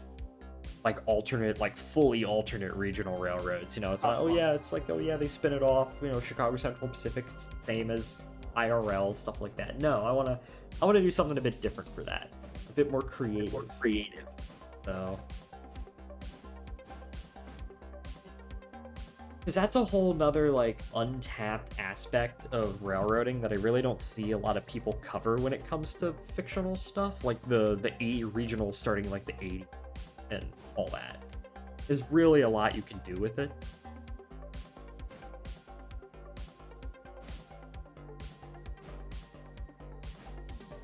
So yeah, that'll be fun to do. Okay. What is everyone's status report right now? What is everyone up to? Doing Spanish work. Switching out numbers, price, a lot of switching.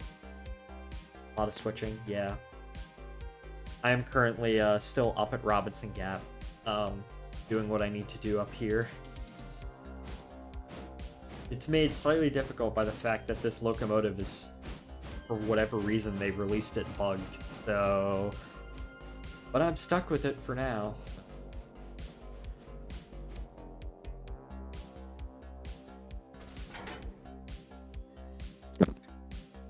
Yeah, see, that's the thing. On my own save, I never really had any problems switching. Steven? So, okay, I'm starting to think about regionals, 12:01 AM. And one of the things that I do sort of want to have is, because I have the Norfolk and Ohio, the railroad of all time, that is a fuck ton of overlap in the Midwest and also in Virginia and in West Virginia. So I'd feel like it would be very interesting if I was somehow able to carve out like a big coal regional, and that sort of part of the world. Probably using the old C&O from Richmond to Clifton Forge as sort of a starting point. But I'm not 100% sure how I would go about doing that just yet. I would need to look at all the law. And then the Midwest is a whole nother. Although my canon, you want to know what my end goal for this is? Little secret. My end goal is to kill Union Pacific, because Slay the beast. yeah, spoiler alert, the Norfolk and Ohio, the Union Pacific, and the fucking end up merging, right? But the problem is that's like the coal road of all time, because you have both basically the entire Appalachian Coal Network and Powder River, which come the 2000s, that railroad is going to suffer to no end. This profits tank, because, you know, when 50% of your traffic base is like one commodity, you tend to not do so hot. So the end scenario is this universe's equivalent of like, not more in terms of spirit, less in terms of like actual structure of, you know, KCS dying is Union Pacific dying, and ends up getting split between all the remaining Class 1s, a couple of regionals. So that's going to be Southern Pacific will take over the overland route, because I want that, because it's funny. So And it Ultimate- should be one beautiful system under SP. Yeah, Ultimate Default. Revenge. Ultimate Revenge. I forgot that the MKT had their own station in Houston for some reason. Yeah, they Good did. going, King. It's kind of pretty too. I've always looked at the, because I didn't actually know that the Houston Texas Central was originally like going to be a part of the MKT. Like that was the original plan. But looking at it, that makes so much more sense now because, gosh, the MKT's route to Houston sucked. Yeah, and again, because it was the whole point. So when Pool came along, it was just like down to like Dallas or whatever, if I recall, or Denison. Then he's like, okay, I'm gonna tie this in with the Mopac and IGN at Taylor. So he built and furnished the line down from Dallas down through Waco, and then it just sort of ends there in Taylor. So they have a good, solid through route from the Missouri area going down and not having to divert traffic all the way east down to St. Louis, down the Iron Mountain Southern.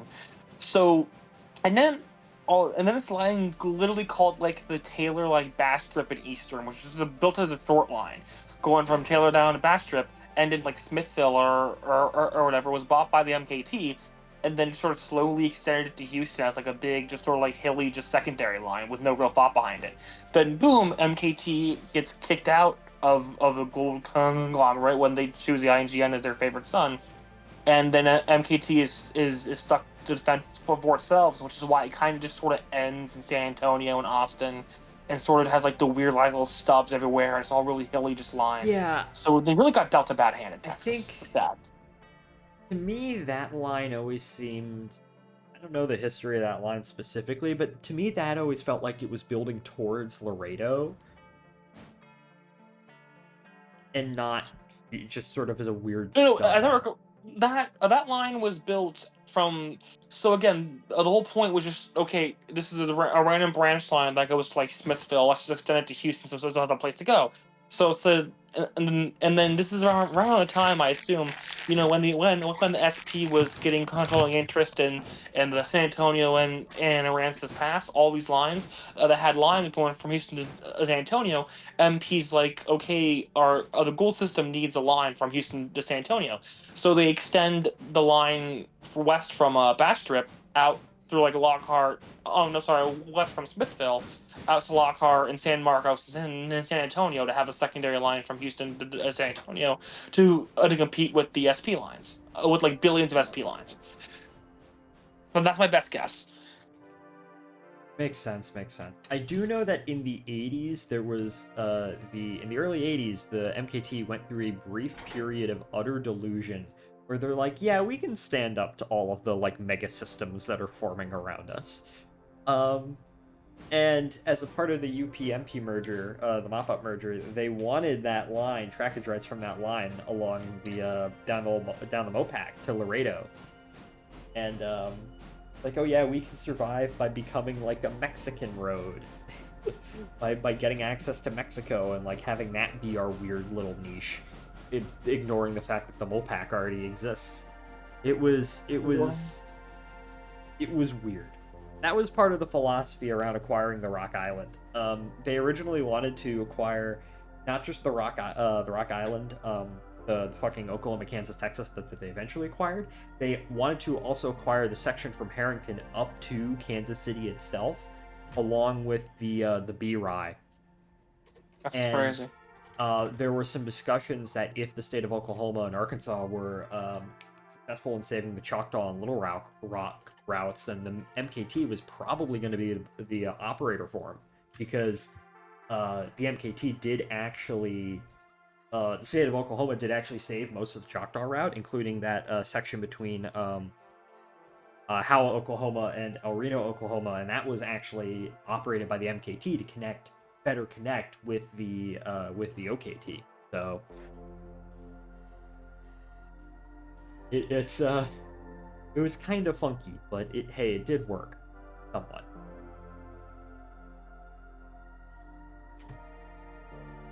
Yeah, one thing you can always say is that Katie had guts. That's why I've always kind of liked MKT. It always had bright colors too in all of its games. John Deere's the best. It's the best. John Deere's great, but I also really love the red scheme, especially on the GP like 35s. the red with the really ornate like logo was awesome. Yeah. I'm a sucker for like red and orange tipped engines, like KCS in the 5660s and CGW, MKT. That stuff's mwah. Good stuff. Good stuff. Good stuff. Yeah. Okay. Oh, these all need to go. Well, those all need to go to East Whittier. That needs to go to West Bryson. We have 2 interchanges we need to deal with now. So, why am I? Okay. If you The want. Blue Bonnet split up in Waco. One branch to Austin and San Antonio, the other branch to Houston. Powers MP7. Occasionally a Fairbanks Morse with a steam generator. That's awesome. Thank Based you, Kate. MKT, yeah. The rate on the racetrack out at Denison, they would split. There would always be a connection there with a Fairbanks Morse, like with a steam generator, and typically just 1 or 2 cars, like an RPO and a single coach that would connect in with the Texas Special and the Blue Bonnet and all those trains. The racetrack was at the turn for the SP going down. What was that? Or not the Northwest Division. That's a dirt track Northwest Division. Not racetrack, Aurora racetrack. I'm getting my things confused. It's 9 o'clock. My brain's beginning to collapse. What is the? And that's awesome. The dirt tracks. What they call that line? That's really funny. Yeah. I like how a part of it still survives too out in like Ponca City. Am I thinking of the town? I forget. Somewhere out on the Panhandle. Part of it still survives as a short line. Feel free to drop the. Yeah, that's my plan. That's my plan. I got 2 cars up here at Whittier that need to go to Bryson. So I'll bring those over when I go pick up the interchange cars, or not the construction cars. By the way, I just spotted the cars for the Whittier expansion site. Excellent, Jack. Excellent. They kind of temporarily block the entrance of the sawmill, but I already switched that out, so hopefully we don't have to worry about that for a while. Huh. But I'll head over soon in just a second with the 207. Sounds good. Sounds good. I also really like how John Deere looks on the F units. So, yeah, it was a fucking 401B. No, with the funky. I love that thing. It's really funny. I'm so happy I've gotten to see it. It's in Denison, Texas, the birthplace of Dwight D. Eisenhower. Yes. Didn't Dwight D. Eisenhower He was a fireman for the MKT in his teens. Yeah. And that's why Emporia was also hometown, because Emporia was a big train town. Yeah. Emporia, Kansas, that is. Which is, of course, what I named. Emporia on the server is named after Emporia, Virginia. Never mind. But he lived in Abilene, right? I keep forgetting that the MKT station in Denison is even still around. It is quite big. Yeah, it's nice. Oh, gentlemen, I saw the Georgia Southern Railroad today for the first time. Yes. Yes, I posted those pictures.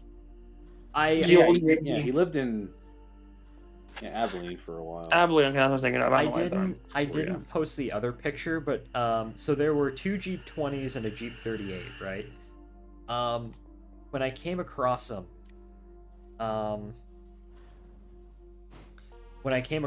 earlier today, what I ended up seeing, so they were sitting there. There was a cut of cars, the red Jeep 38, and I'll show this on stream in a bit once I get all this stuff sorted. There was the red Jeep 38, and then the 2 Pioneer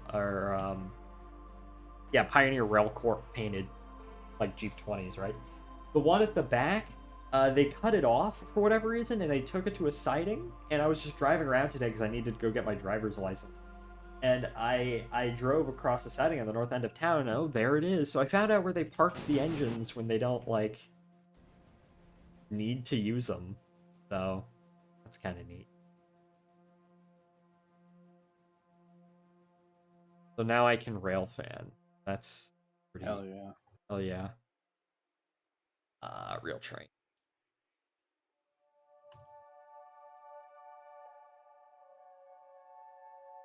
All right, I need president. Ike for president. Ike for president. Ike for president.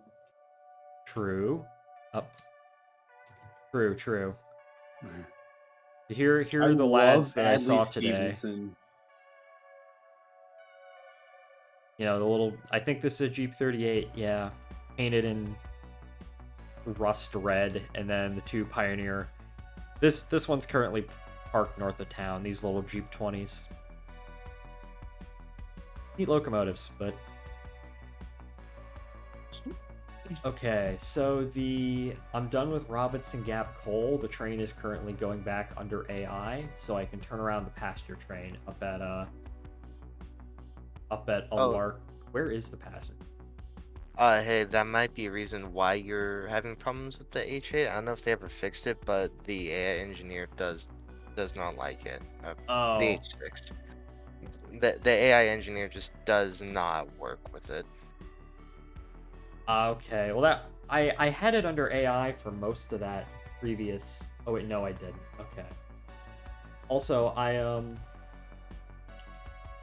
right, bunch of cars spotted at the interchange. Let me. Yeah, if the AI engineer doesn't like it in that case, let me go ahead and just run it myself.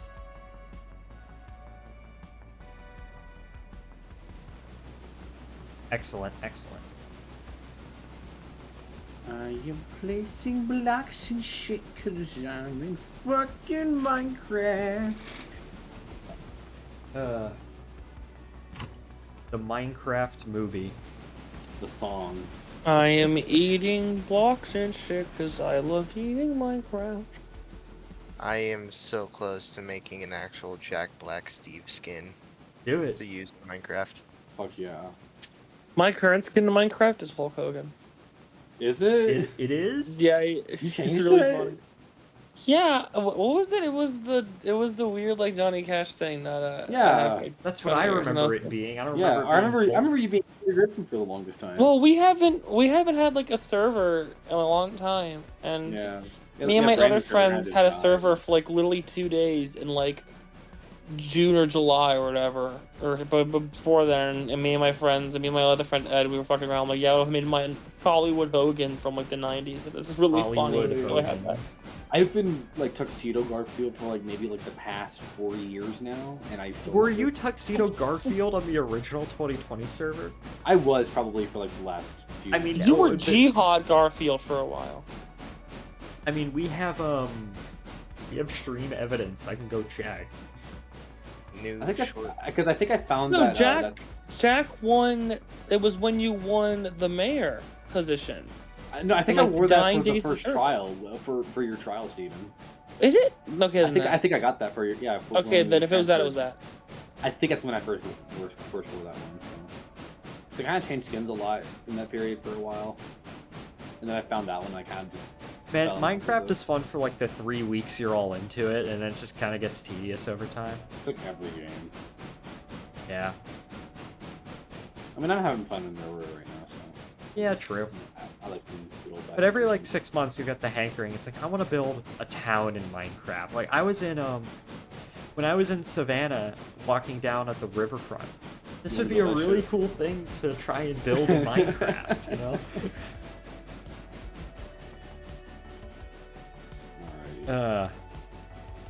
My skin is just me. I am placing you. I remember when you were engineer. I was engineer for like 4 years too. You were engineer for like 5,000 years. Yes, I was engineer for 5,000 years. That was like your skin for like really like 5 years. I remember the 2019 not a communist server. Yeah, I was still the TF2 engineer. I did change it from a shitty TF2 engineer skin to a fancy TF2 engineer skin, but it was still the engineer. You're always the engineer. Fuck, now I want to play Minecraft. Damn it. No, we're playing Railroad. I'm having fun. My plan is to play MC tonight, probably. Because I don't have. We'll play Minecraft some other time. We are Railroader Gaming right now. I do have class tomorrow, but I'm not going, so I'm gonna stay up tomorrow. Steven, when are you going to import the John R. Cash immersive railroading world to a server where we can all fuck around on? True, it is like really built up. Because I was playing Railroader and then I haven't touched it in literally like almost a year. Seriously touched it. So there's all the stub ends on it. But I was like, it'd be cool if I could build some industries on this. So we actually have stuff to do instead of just running all around like a bunch of chickens with our heads cut off. Because that'd be kind of funny to have like a packing house and like a fertilizer factory and a huge lumber mill. That would be fun. Yeah, actual op sessions. I just thought like it'd be really funny if someone made like a railroad or like patch for IR, so you could actually have like real like way bills, like Villager John's fertilizer store. It's like we need 1 box car a day. Yeah, that would be kind of neat. Although what you could do is you could just go into like you could get like JMRI and set everything up that way, like an actual model railroad op session.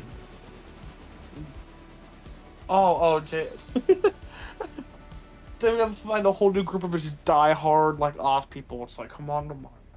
Remember when we used to do Gmod ops? Yeah, that was fun. That was fun. Maybe we can do that in immersive again. I've had Gmod installed for like literally like. I don't think I've launched Gmod in maybe 3 years. Yeah. What the fuck?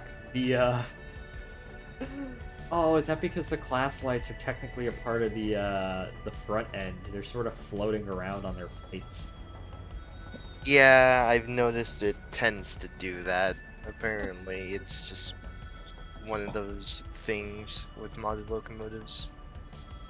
I've noticed like something similar happened with the A12 a while ago, but I forgot exactly what was happening with it. I see now.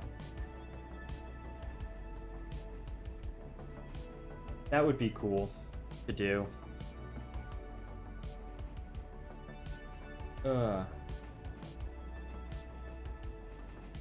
didn't realize there are actual mileposts in this game. I didn't know. I didn't realize. But now you do. Now I do. Oh yeah, I gotta say, I like how now everyone is, talking about the very intricate, detailed plans for fictional railroad. I'm over here like, alright, I've got some fictional locomotives I've built. I don't have a railroad for them. Well, I'll make a funny fake railroad with a funny reporting mark. And that's where my railroad comes in. The great part about this is going to be as serious as you want to make it. Oh. Am I slowing down? Why am I slowing down? Okay.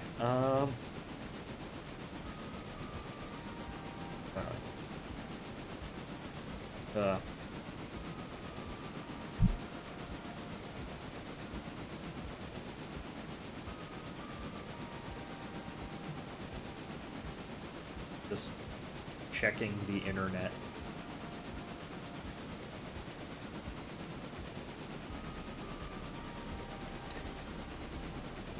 Hey, Bryson, Steam and Electricity. Something that I do want to get, is maybe we can put Alex on, because we're unlocking the route to Nantahala, so between Alarka and Alarka Junction, I would want like a tiny little passenger train just to run that segment. Maybe we can put Alex on that. Who knows? Someone could totally do the passenger service on JRC because I built like depots in like most of my towns. Depot building like is custom always fun. Depot building is always fun. It is. I've found it's lots of fun. I'm actually quite proud of some of the stuff I built on there. I'm still really proud of the. And I'm ashamed that the world is lost. Oh, I'm sorry. It sucks that the world is lost. Maybe Brandon still has it, but the second immersive server, I recreated the Port Arthur Depot on that, and that was a really nice recreation. But I think I remember that. Yeah, that was really nice. Because it's your responsibility for me like stepping up my depot game. Because I used to dilly dally on that shit hard. Then you would be like really good stuff. And the original 2020 server, I'm like, damn, I gotta make decent ones too. So all the ones on the JRC are quality because I wanted to make them better. And I should probably get back to playing that because I do need to overhaul that stuff. And I extend the line to Freeport because that's where I can build the really big city. I promise, guys. Gotta build your inner urban. Because my original big city was Eastwick, and then I literally started building the huge like terminal station. I'm like, wow, I already took up like 3/4 of the land to build stuff here. So I'm like, okay, let's move that somewhere else and just make it like just a big yard and that's it. And what I like about the JRC a lot is that it's like a real world railroad, where the original section between Abilene and Weymouth, that was built in like 2020, late 2021, 2022-ish, and it's really shit build quality because they didn't know how track worked back then. The line from Abilene out to Eastwick is like slightly better with more straightaways and more fills and cuts instead of just like going all around. And then the line from basically Eastwick going on anywhere else is like pretty damn good. So it's like traversing on the OG B&O and then going down the metropolitan sub, which I always like you can tell how old each segment is. Each segment has its own personality. That's what I like about that. Sort of similar comparison, like I keep for KSP, I still keep all my old save games, even the ones I don't really touch anymore. So I still have the 2020, 2021 Shortline Space Program save.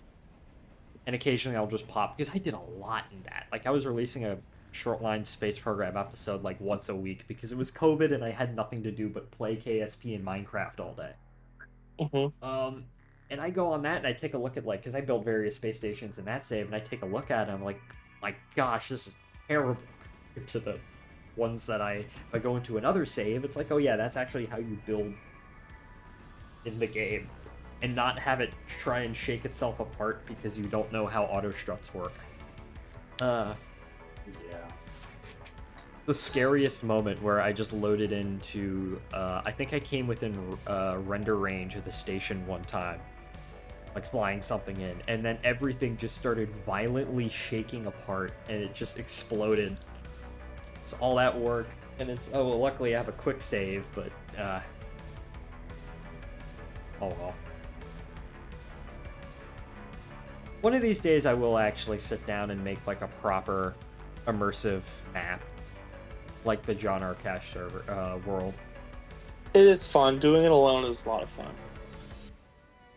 Especially in creative, where you just let your mind just... I do want to... Because I want to make a new one on 1.16, because there's a mod called Terraforged for 1.16 that adds hyper-realistic world generation, so it's perfect for building a railroad on. Yes. Only problem is that the 1.16 versions, even the official versions of IR are really buggy still compared to 1.12. So I'm like, yeah, sort of kind of pain in the ass to run stuff. Please warm my wiener. No. Okay, Jack. I'm reaching through my screen. Out of all things said on the stream, that is certainly one of them. Not like the worst of them, but I need to. I have to fuck. that's probably the thing said on stream. Oh, hey, there you are coming down the route. Here I am. I'm going 35 miles an hour. Probably should Here slow I the fuck am down. on my knees, begging if you please. All is going to Whittier? Or... Most of it. There's the back half that's being dropped off in Bryson for the interchange. Okay. I will be leaving Whittier shortly. All right, All right, Mr. Jazz. I've So actually got... someone. while I was switching out, I grabbed all the cars going to Whittier from here, so I can throw them somewhere if you want, and then you can grab those and bring them back. Or if we're just consolidating them in Bryson. Well, what I'm going to do is I'm just going to drop these cars off in the main Bryson yard, and then I'm just going to continue on, because there really isn't any point. It just... most of 90% of this is going to Bryson, so... Alright. 1,200 tons, not the craziest. No, I've dealt with 2,000. Yeah. You know what we need? Oh yeah, I said I was gonna buy a fucking minaret. Oh god. How much is this thing? We need the 210-2. 210-2 is... we're way off from the 210-2. I also said I was gonna buy a new before coach when we and get a up- couple another mic. I hit my microphone. We Like definitely a need one of those for when we go up Red Marble. Yeah.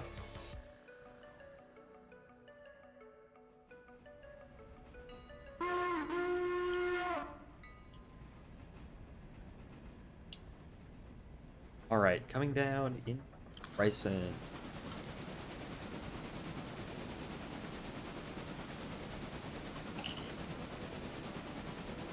What are you eating, Jack? Doritos from Doritos. He is eating Doritos, ladies and gentlemen. They're eating Doritos. Oh. He's eating fake food. I need to go, like, grocery shopping. I have nothing in my pantry. Uh-oh. We'll go to Publix, get popcorn chicken, and your day is made. But food costs money, and I must save for Ashley, Drew, and Northern CF7. Have you ever had the popcorn chicken yet from Publix? I don't think I have, no. Oh, you We poor should soul. find Next one. time you go, it's still cheap, I recall. I think I've had, like, literally, like, thousands of popcorn chicken cartons in my life. Go up there to the fresh, like, actual food section of the deli. Get the, I don't know how old or new your Publix is, that they have the It's, like, new brand additions. new. Where They've it's, only like, built it a few years okay, it's ago. brand new, so yeah, they should have the popcorn chicken cartons just sitting out there in, like, a warm area. Just grab one, pay for it. It yields like 20 to 23 like actual pieces of like tiny, like, really good chicken nuggets. They're delicious. You will love them. Next time I go to Publix, I will get them. If you're in the mood for like small, like, fried chicken that's not like too much, just instead of going to any other place where it costs like $10 for like a 12 count or a 10 count, just go to the Publix and get a popcorn chicken carton. It's delicious. Yeah, I've That's sort what of come to the realization that eating out most of the time is an absolute ripoff. Yeah, Yeah. no, especially these days. Like, unless it's like Chick-fil-A or something that's really fucking good, then this is not even worth your time. Yeah. Yeah, I've been making most of my meals at home recently. I should start doing that more. It'd be fun. I really need to start doing that more. Right now, I'm relying on the fucking school food, which is fine, but it kind of gets boring after a while. Yep. Plus, with my meal plan, I was like, oh yeah, I'm gonna cook a whole bunch and stuff like that, dude, completely ignoring the fact that I have no clue how to cook. So It's not that I hard. only bought like one of those block plans where you get a certain number of swipes on your card, and I think I'm eating through that a bit quicker than I had initially thought I would, because yeah. So this is a lot for Alarka. Gosh. What are you doing, Jag? Jack, Yeah, what art thou doing? I am leaving Whittier. Excellent. Oh, I have some cards for Whittier that I can pick up right here.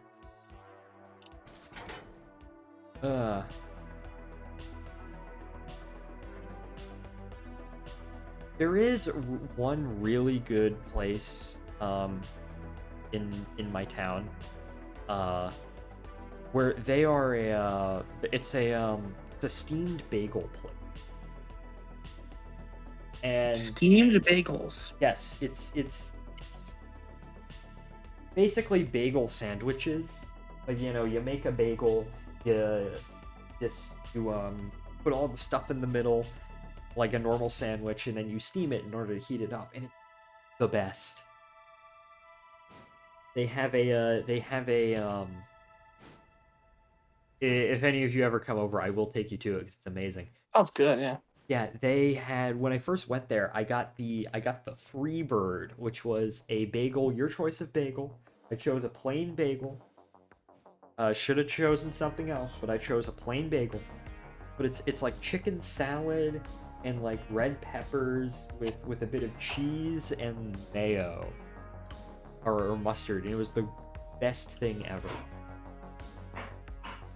I almost ran right into the log cars. Cringe. Yeah.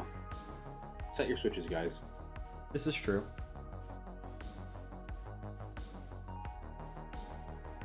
Okay.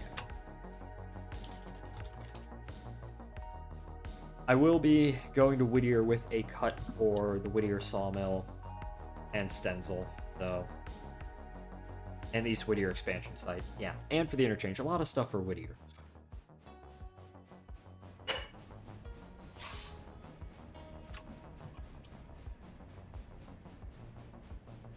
Okay.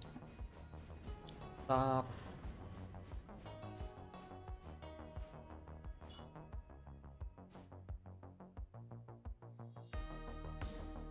Right now I'm leaving Whittier.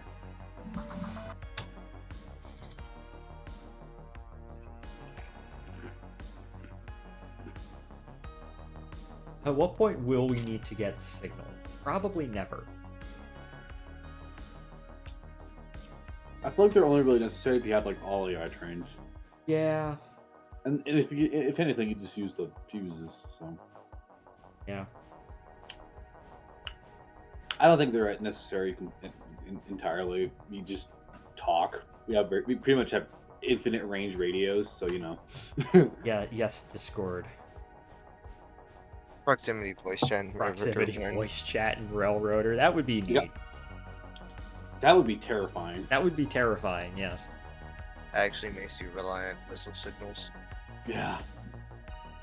But what if I'm listening to the White Album and I cannot hear you?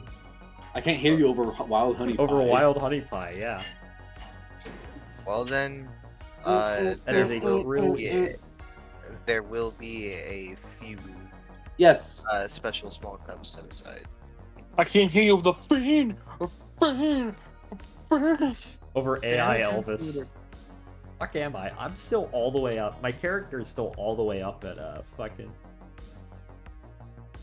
What do you mean, my name? The coal. Oh, I glitched inside the locomotive. I didn't glitch. I teleported inside. Honey pie, you were meant to be me. Okay. All right, I'm departing Bryson with a 2,000-ton train. All right, so we might have to meet up. I think we'll have to meet up at Governor's Island. Or...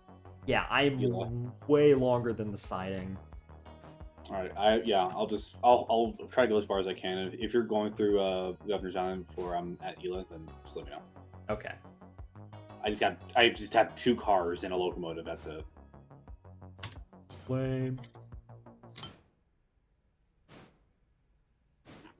Man,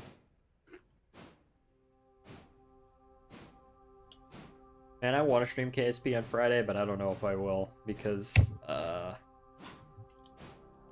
my teacher has suddenly decided, my biology professor has decided to spring a test on us next week. So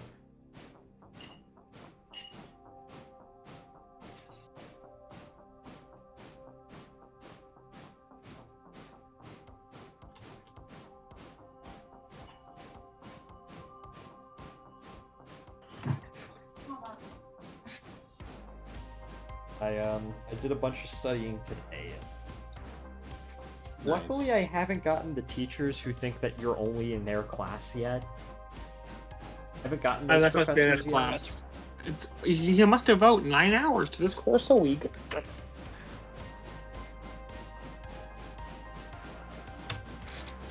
I'm just coasting down the hill out of Whittier.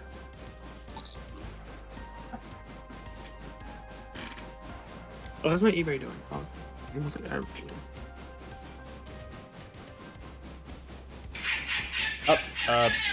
Put the Vega launch on stream. Hi, Spud. There's a Vega launch? I didn't even know. I should have bid on one of them. Nice. Thank you. I You actually can get fucking money somehow. That's a thing. Steven, what are you up to? Me? Hold up. I'm looking up the Vega launch. I'm doing And I will put it on stream. leave here in a few minutes because I'm going to go do some more stuff. But yeah, finish up some Oh, there is a Spanish. Vega launch. Fuck. I've been doing Oh, Spanish this for is- a couple time. And then, like, yeah, just chilling. This is the one where the original upper stage accidentally got thrown away, so they needed to, like, cobble together a new one. Browser source. Alt Vega.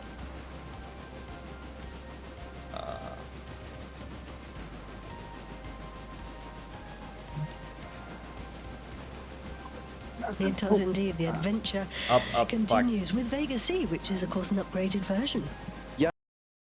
Hold up. I hear the stream. Where the fuck is the stream? New features and enhanced upper stage, a new fairing, and updated. Hold up. Is there a way I can mute this? You need to shut up for a little bit. It's no, coming no, your no, no. way, first gen Vega. Hold up. Delete the browser source. Fuck it. Okay, you know what we're gonna do?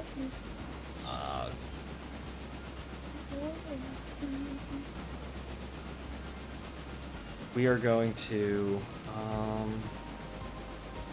window capture. That's better. Not window capture. Bless you. Thank you.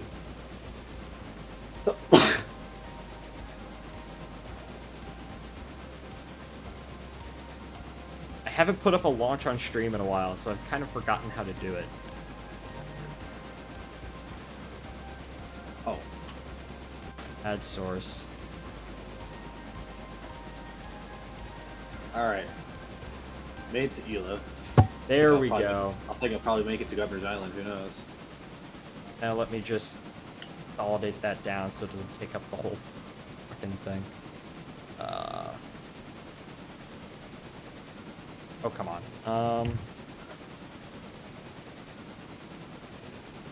Alright, there we go. I can't... Hopefully it's on stream. Yeah, there we go. Okay. There's the Vega launch, Spud. You wanted it, you're getting it. And that means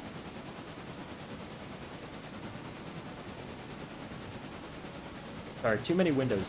I swear, I need another monitor at this point. I can be like Brandon and have 5 monitors. True. 14 monitors. 18 quintillion monitors. Simple as. Let me bring up the stream on my phone. I am not yet to Governor's Island. So. I just cleared Ela, so I might make it for you. I might make it when you're like going through. Stream manager. There we go. Epic. Okay, is it still up on stream? Because It is. okay, the stream manager doesn't actually like give me. It gives me chat, but it doesn't actually on mobile show me the stream itself. So I can't actually see anything.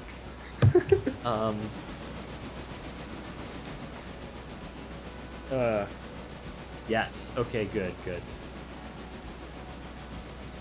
Oh yeah, Jack, you're gonna make it there before me. I am going 17 miles an hour. Plugging, and I'm doing like double that, so. Yeah.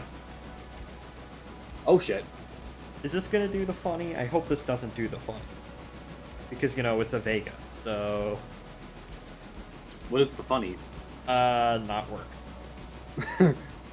So this one's kind of weird. So this is the last launch of this particular variant of the Vega rocket. And the upper stage originally, Spud, what even happened with the upper stage? Did someone just misplace it and it like showed up in a scrapyard or something? And they had to cobble together a new upper stage from a different rocket. I kind of forget what happened to this one. Yeah, pretty much. Oh yeah, okay. That's something you'd expect out of Russia, not like. All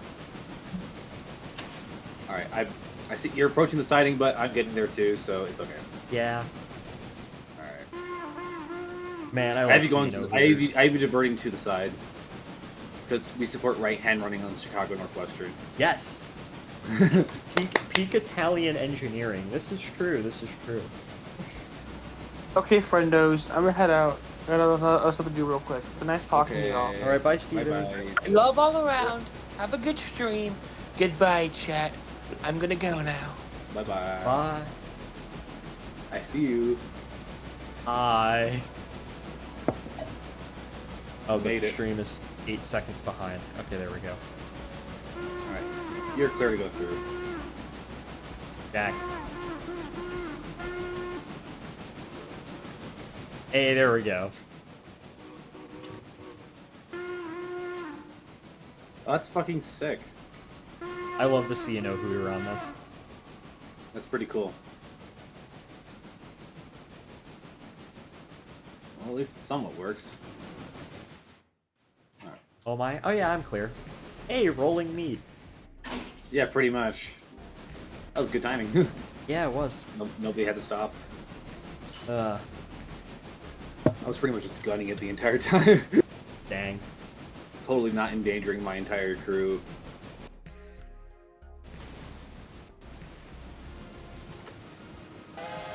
Oh, there's some cars for East Whittier interchange here. I totally Yeah, I forgot know. about them. Yeah, there's a few at the Stenzel Manufacturing as well. No, I meant at West Bryson. There's Oh, cars for East Whittier that I totally forgot to take. Oh well. All right, so Relfin, are you doing West Bryson like interchange stuff right now? Yeah, I'm currently switching out a bunch of cars there right now. Right. I have 2 box cars approaching there. Where would you like me to place those? Really anywhere in the yard next to Appalachian Hardwood would work for me, honestly. Like the main Bryson yard? No, like the one next to Hardwoods. So like you. Oh, okay, yeah, yeah. I'll just fucking fly switch those bitches. Yeah. Hell yeah. If you want to do that, I'll trade you. I got a couple of cars here that are going up to Bryson proper. So. Well, I have to go down all the way to the Fontana Lake Bridge to get the cars from there. All right then. Well, I'll go ahead and take these 2 cars up there then. Yeah, sorry. No, you're good. Okay. I am barely paying attention to the launch because that's a nice shot. Okay.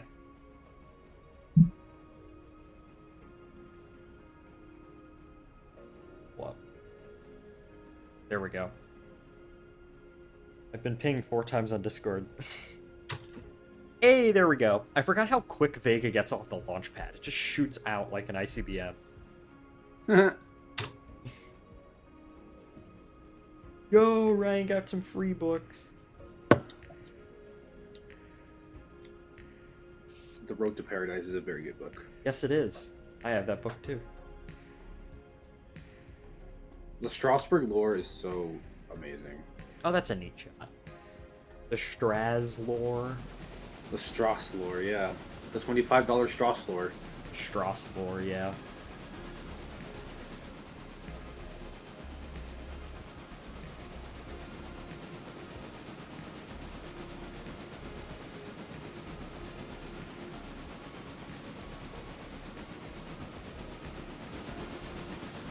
Okay. I really like this bridge. This bridge and the little house on the side is probably my favorite part of the railroad. Oh, at crossing the river, the Tuckasegee at Gila. Yeah. Kind of reminds me of going like driving up Route 15, going across from Virginia into Maryland. Yeah. What it reminds me of. Yeah, I see what you mean.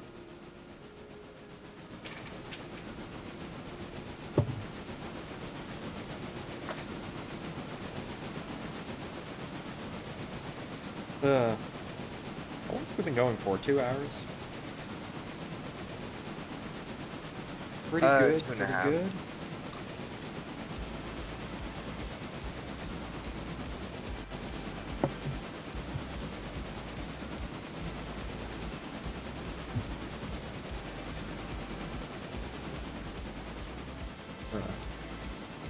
I forgot that hot boxes are a thing. Did you get one? No. Oh. I just forgot they were a thing, so I'm gonna check to see if... How do you prevent them? Just keep your stuff lubricated? Yeah, just keep your stuff lubricated, mostly. Like this. Yeah, 88, 78, 36, 7. Let's go into the sawmill. Oh, 18%. Okay, that's not very good. There's a car at Gila that's like at 41%. There's a bunch of cars at Eli. I need to go to East Whittier, but I'll deal with that with some other locomotive, not fucking 1309. Yeah, for some reason I don't feel a melee is quite an optimal switch locomotive. Not really. I was using Alg as a switcher earlier. It's a good switcher. Oh, this is going to Sun Synchronous Orbit. Great North. A funny graph, which sometimes isn't showing what it should, is showing what it should show. So. All right, coming into the little thingy. I'm like way out of the way, so you don't need to worry about that.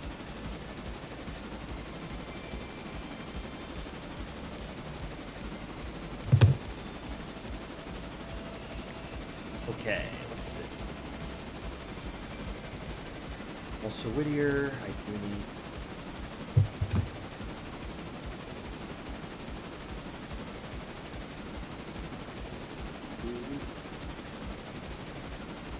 Yeah, there we go. Ah, okay. I see.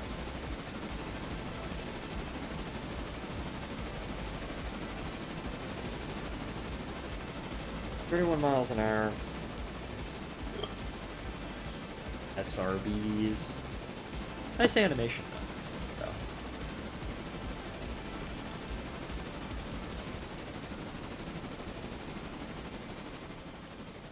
Okay. I'll just tack these onto the other track on my fireman side. Got it. Vision. Let's see. For your engine service. Oh, they still need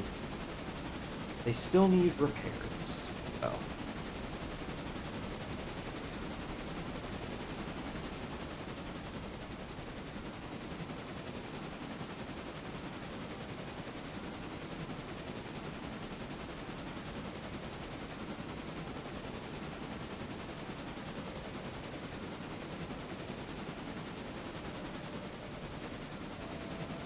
Let me look.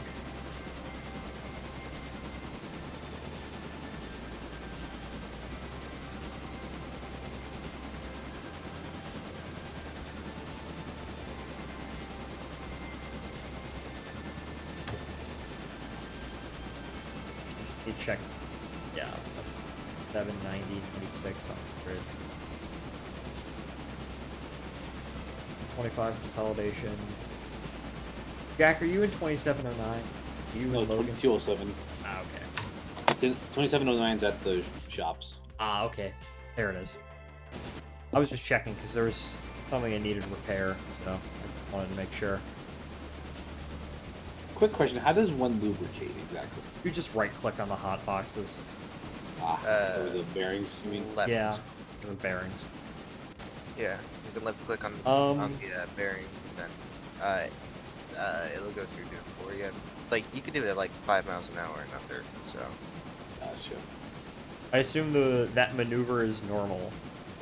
Yeah, pitch lubricating down. the bearings at 5 miles an hour. Oh, okay, I see now.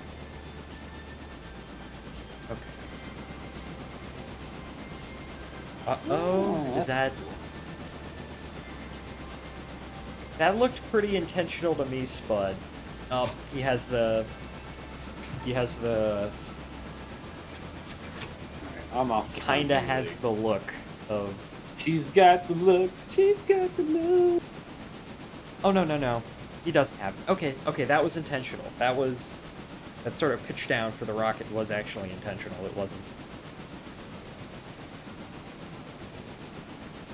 I don't know, I guess I'm just so used to Vega not working, it's just kind of a... not disbelief when it does. It's like, oh yeah, oh wait, this thing actually worked this time.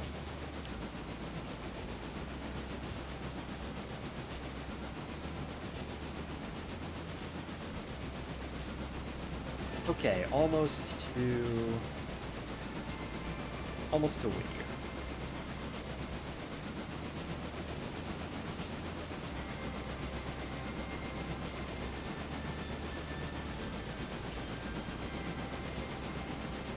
What even is in Almond and Wesser and Nantahala in terms of industry? There's a few things.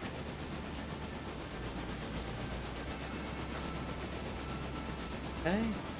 Like, what? There's stuff at Hewitt. There are a few thingies there. There's like Natahala Power and Light. Oh, I forgot about that, yeah. Time to see if the Franken stage works. Oh yeah, this is true. If let's hope it works.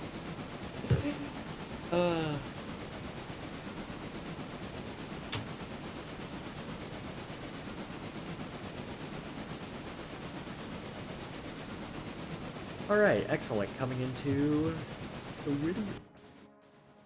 Oh, those need to go. Looks like I'm gonna have to do some switching, probably with Alex over here.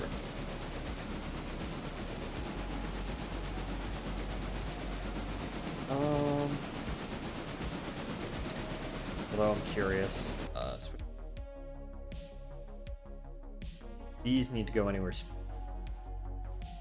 Oh no, those just all need to go to the interchange. Okay, good. All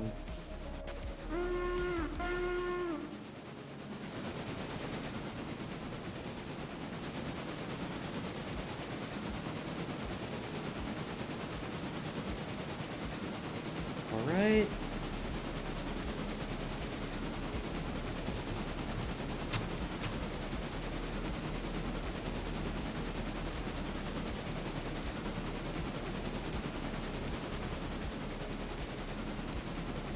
Okay.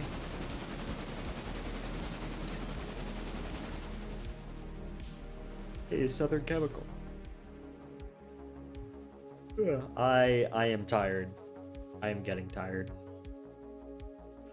Brain dissolve. True, true. There are more cars for the sawmill that I need to, well,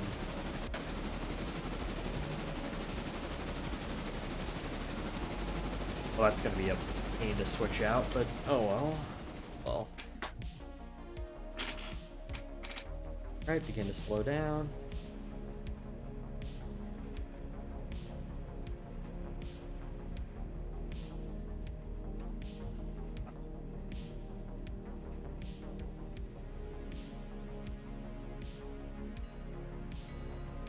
Well, there's going to be enough room. Oh yeah, there is enough.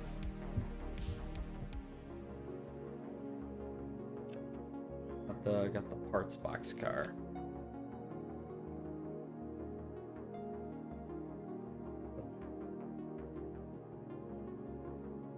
That it can move Alex out of the way, and then the frickin' 1309 can stay in Whittier and do Whittier things, I guess.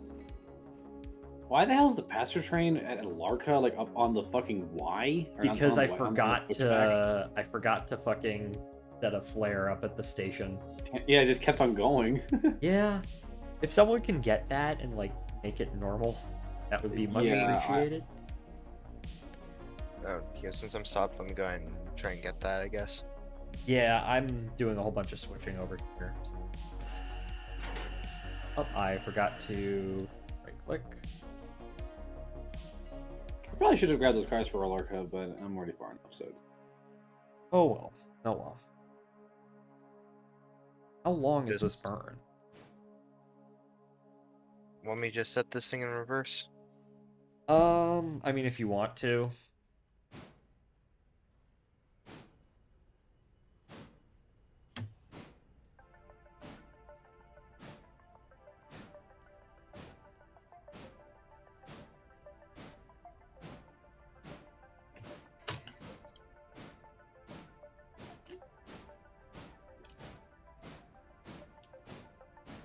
Luckily, all of these are going to East Whittier, so the interchange, I just need to it all go back there. I sort of locked Alex in, but oh well. Gotta do a lot of switching.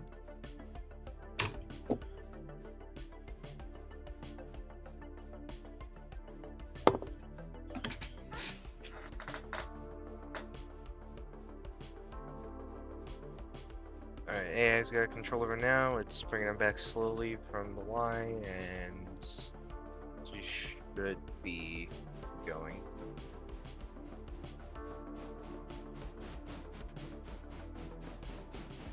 Some advertisement about a French city, which I'm pretty sure a lot of the people in next spaceflight would probably be happy. East. Oh yeah, I can just drop the cars. Actually, no, because there's not going to be enough. Is there going to be enough room to fit all of these cars, right? Probably. I don't know.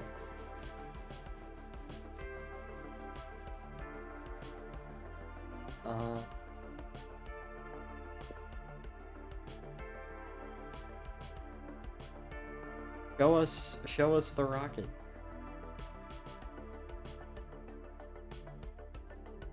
Oh well. Meh. The Vega did the thing, and I guess the Frankenstage worked. Okay.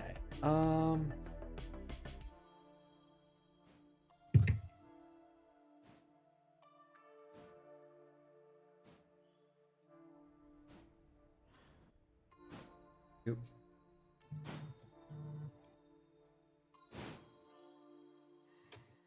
There we go.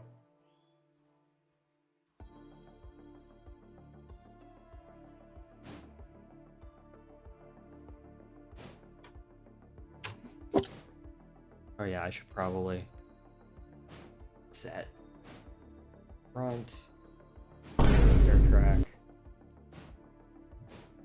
lock. Yeah. Hello, welcome in.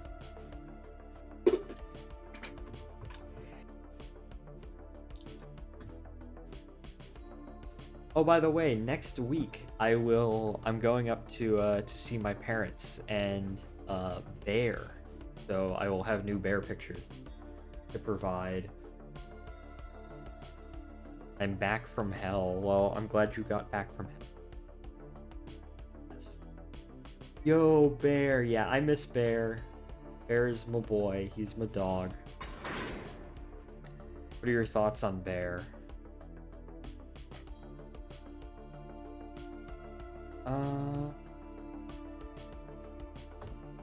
15 cars to East Whittier interchange, $9,000. Excellent.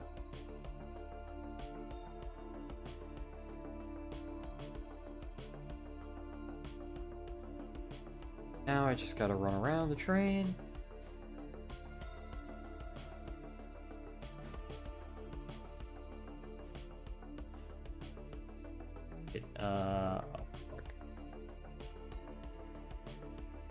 Oh, I gotta run around the... Oh, wait, no. I cleared the switch right there. Okay.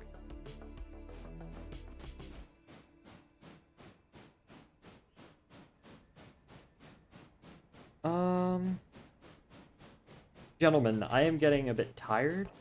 You all just want to like wrap up the current jobs that we're doing, and then we'll call it here for today. I'm okay with that. All right. I'm just still on my way to get the cars. But it's okay. Don't worry about it. Yeah, I've currently Good got night, 3 then. cars. I'm not going to bed just yet. I'm still probably going to stream for a little bit longer, but just not much longer because I am getting a bit tired. So. Yeah, I still got 3 cars over here at West Bryson I need to bring to the interchange, so I guess I'll go ahead and bring these over and call that in for the job over here. Well, actually, no, I gotta bring up a couple of cars to Bryson proper, so never mind.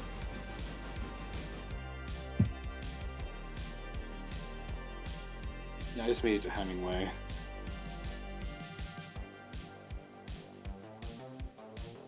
Oh. Oh, okay, yeah, Jack. I forgot that you're going to fetch the... Yeah, I'll just go and just hook up to him and you can shut it down if that's okay. Yeah, that's fine.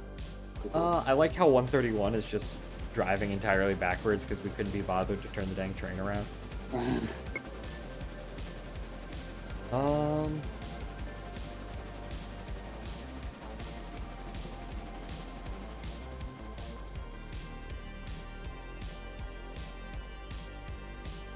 I have realized I sort of locked Mr.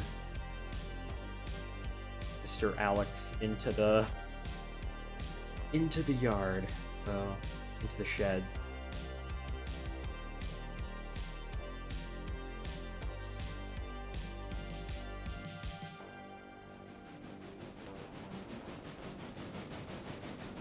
Okay, let's go ahead.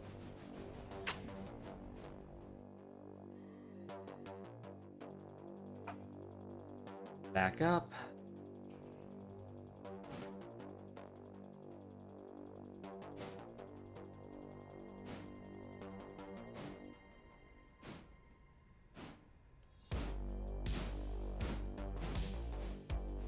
Four for East Whittier expansion, 2 for Stencil, 3 for... And I don't feel like going about switching all this out right now. Although the sawmill extension is going to be bad, so it will be easier to switch out once we have it complete. Backing up.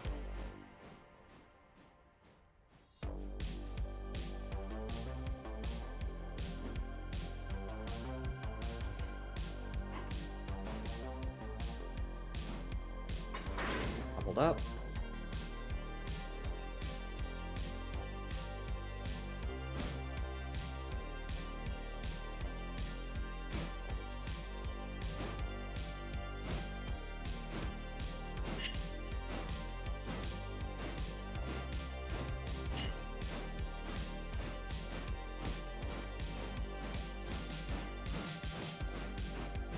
That coal texture is not. It's fine. It's not like. Actually, no. That coal texture kind of sucks. Not gonna lie. Yes, indeed. Vine boom sound effect. Truly real.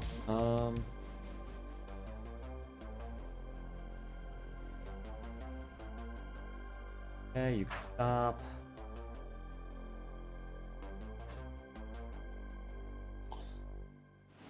Alex, he can move. I love how wheel slip is a thing. It's just so fun to see it happen for whatever reason.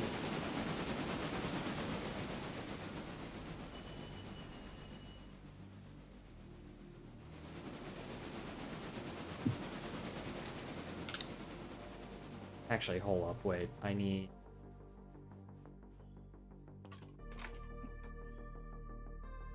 Wait, how am I...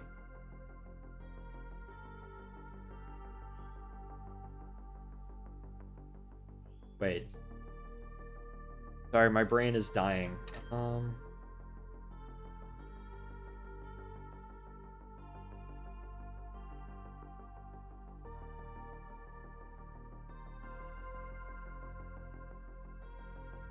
Wait a second. Okay.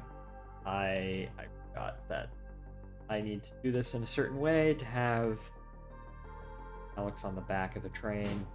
So I can switch those out come next session.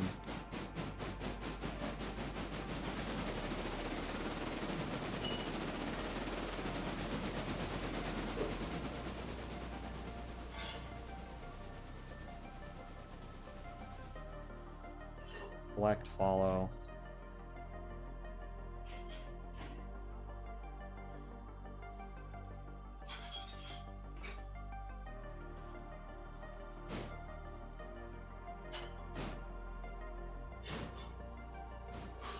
Yeah, I need that there, then couple it back.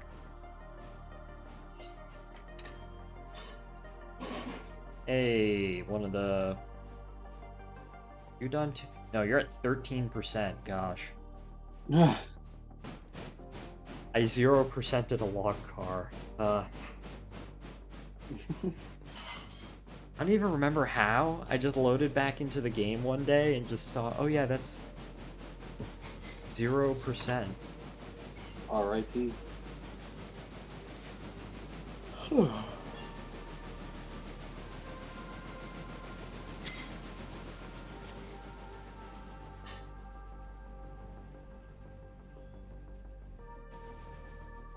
Stop. Where the heck am I? Alex. I'm not listening to one, okay. Forwards. There's 6 fares, I can see.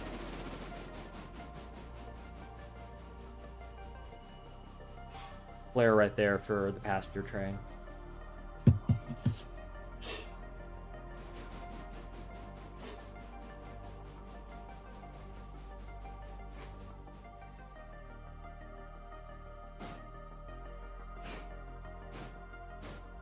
Okay.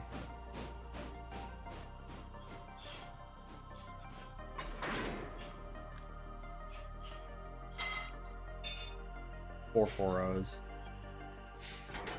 I think the New York Central probably operated. I remember reading or hearing it from someone that on the Canada Southern, the New York Central operated 040s until like the late 50s, and they were retired so late that their replacements were U25Bs. I think you're talking about the 460s. 460s? Yeah. Oh yeah, the 460s. I will say they did not use fucking tank engines. Yes, those. Like I think it was like a pair of them. Yeah. Yeah, they lasted pretty fucking long. They were That's- the last New York Central steam engines to run. That's kind of funny to think about.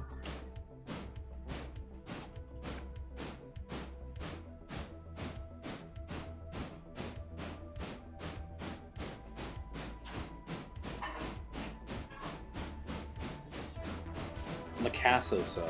No way. Okay, this is a shitty ass image. What those 460s? Oh yeah, 460. Wheel slip, yay! That probably reduces the condition on it, but I don't care. It's fun to look at. Fun triumphs realism in this game, so it's fine. Yeah, these fucking thingies. And they had like aux tenders too. They did? Oh, that's funny. Yeah. Yeah, Like here's follow. Here's a good image.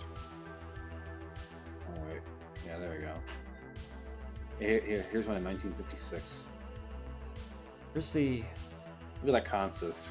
Oh, it fucking uncoupled again. No thank you. Yes, thank you. Maybe. I don't know. Maybe ask me. Bless you. Fuck, man. There we go. Man, stop sneezing. I wish.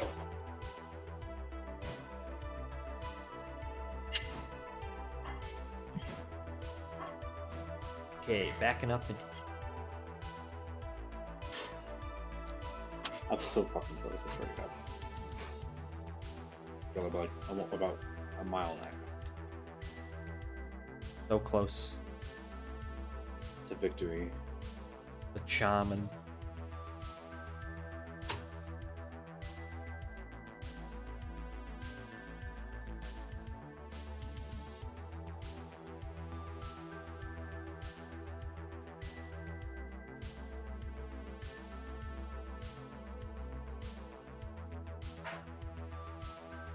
Okay.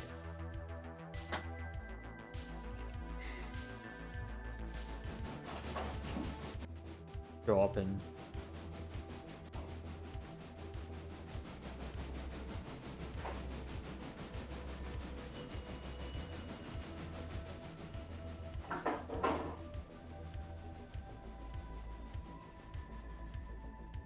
Slow down. Here are familiar settings. Familiar settings like we're at the East Whittier repair track. Okay, approaching mile plus 74. Wonderful. A meager 45 miles an hour. Alright, 1301 is in the shops. So, Wonderful. oh, shaman.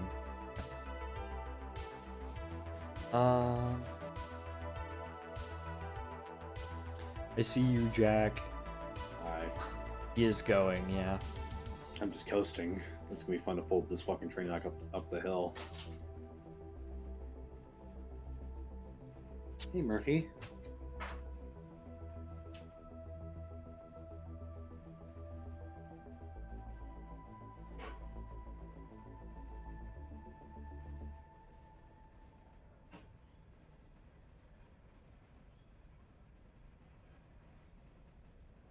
Approaching this- milepost 74. This boxcar is going in the roundhouse.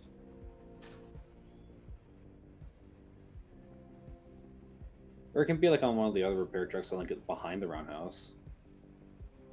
Oh, it can be? Yes. Oh, okay, actually there are a lot of tracks, I just didn't see that.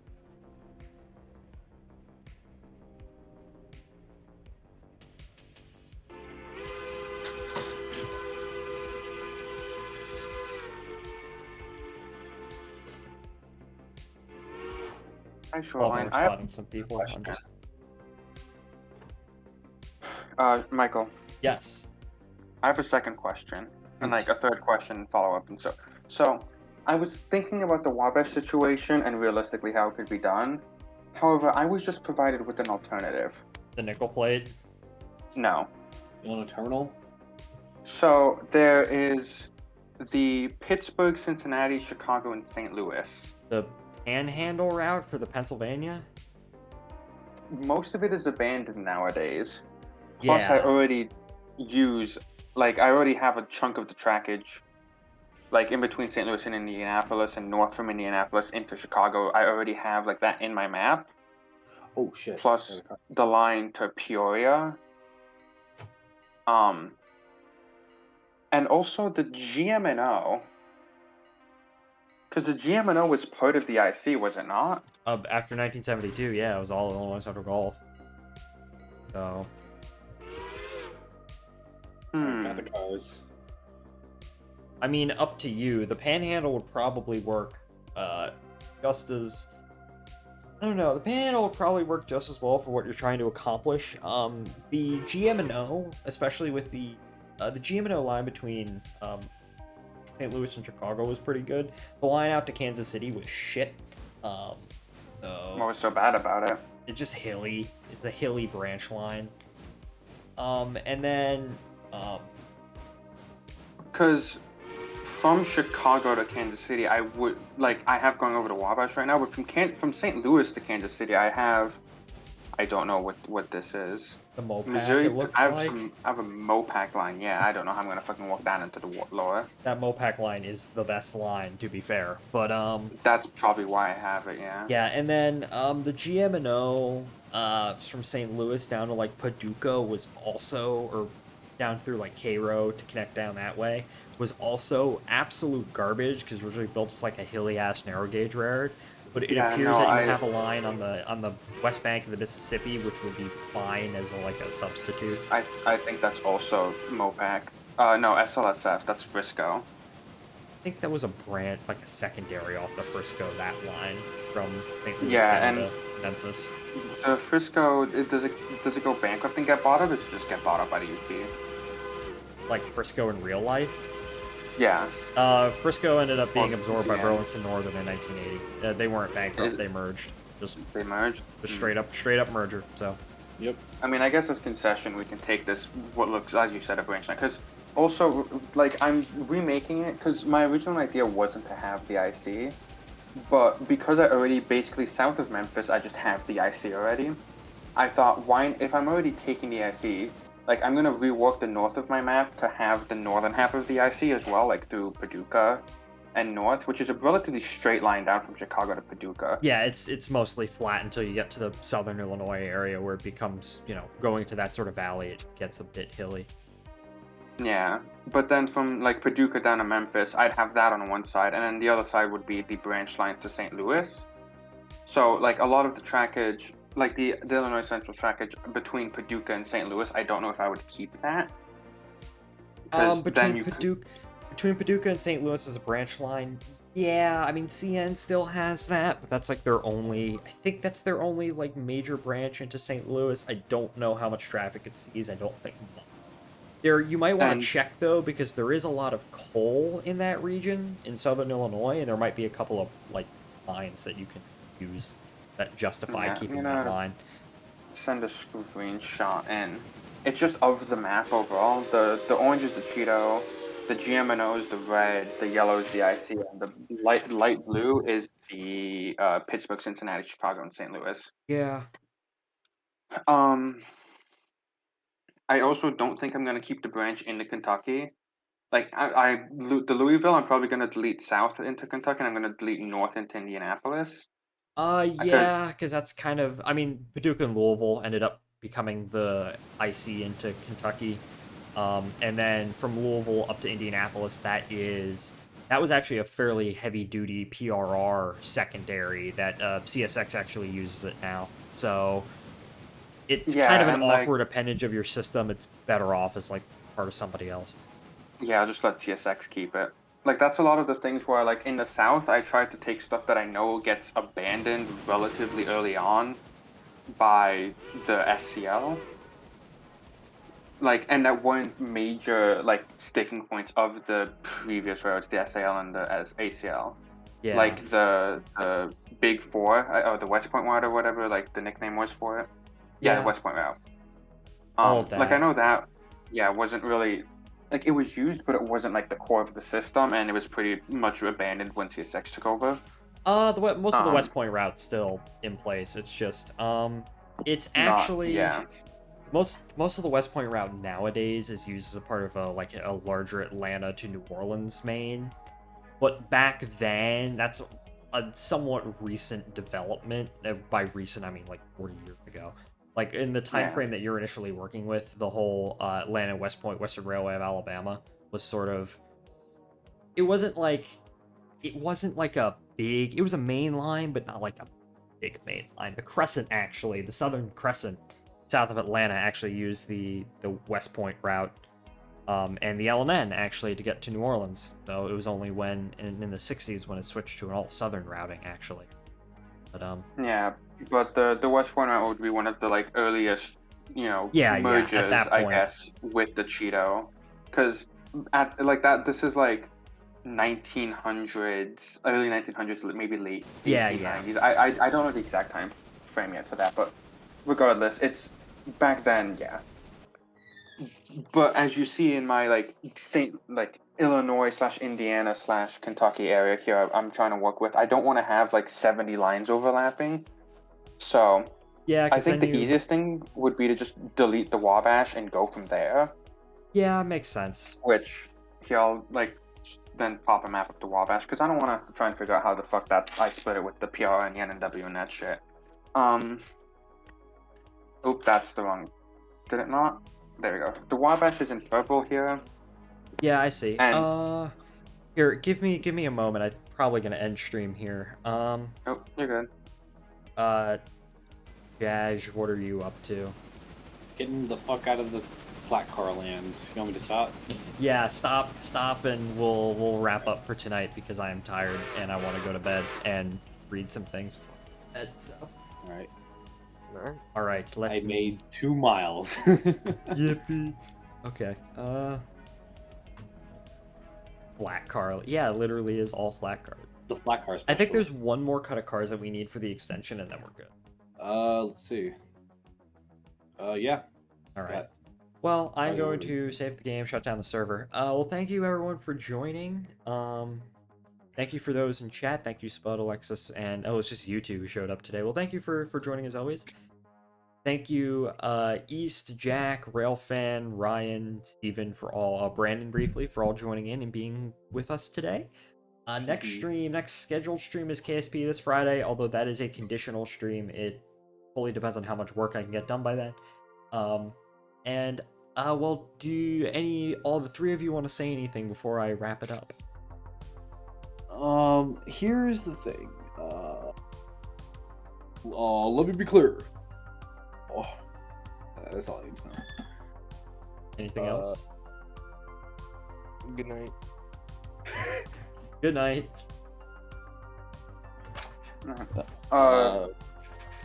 Michael, if you want to continue this conversation, would you want to just jump over to Wowzers? Yeah, that's fine. And we'll do that. But thank you all for watching, and I'll see you all in the next one. Goodbye, everybody. Bye-bye. Night.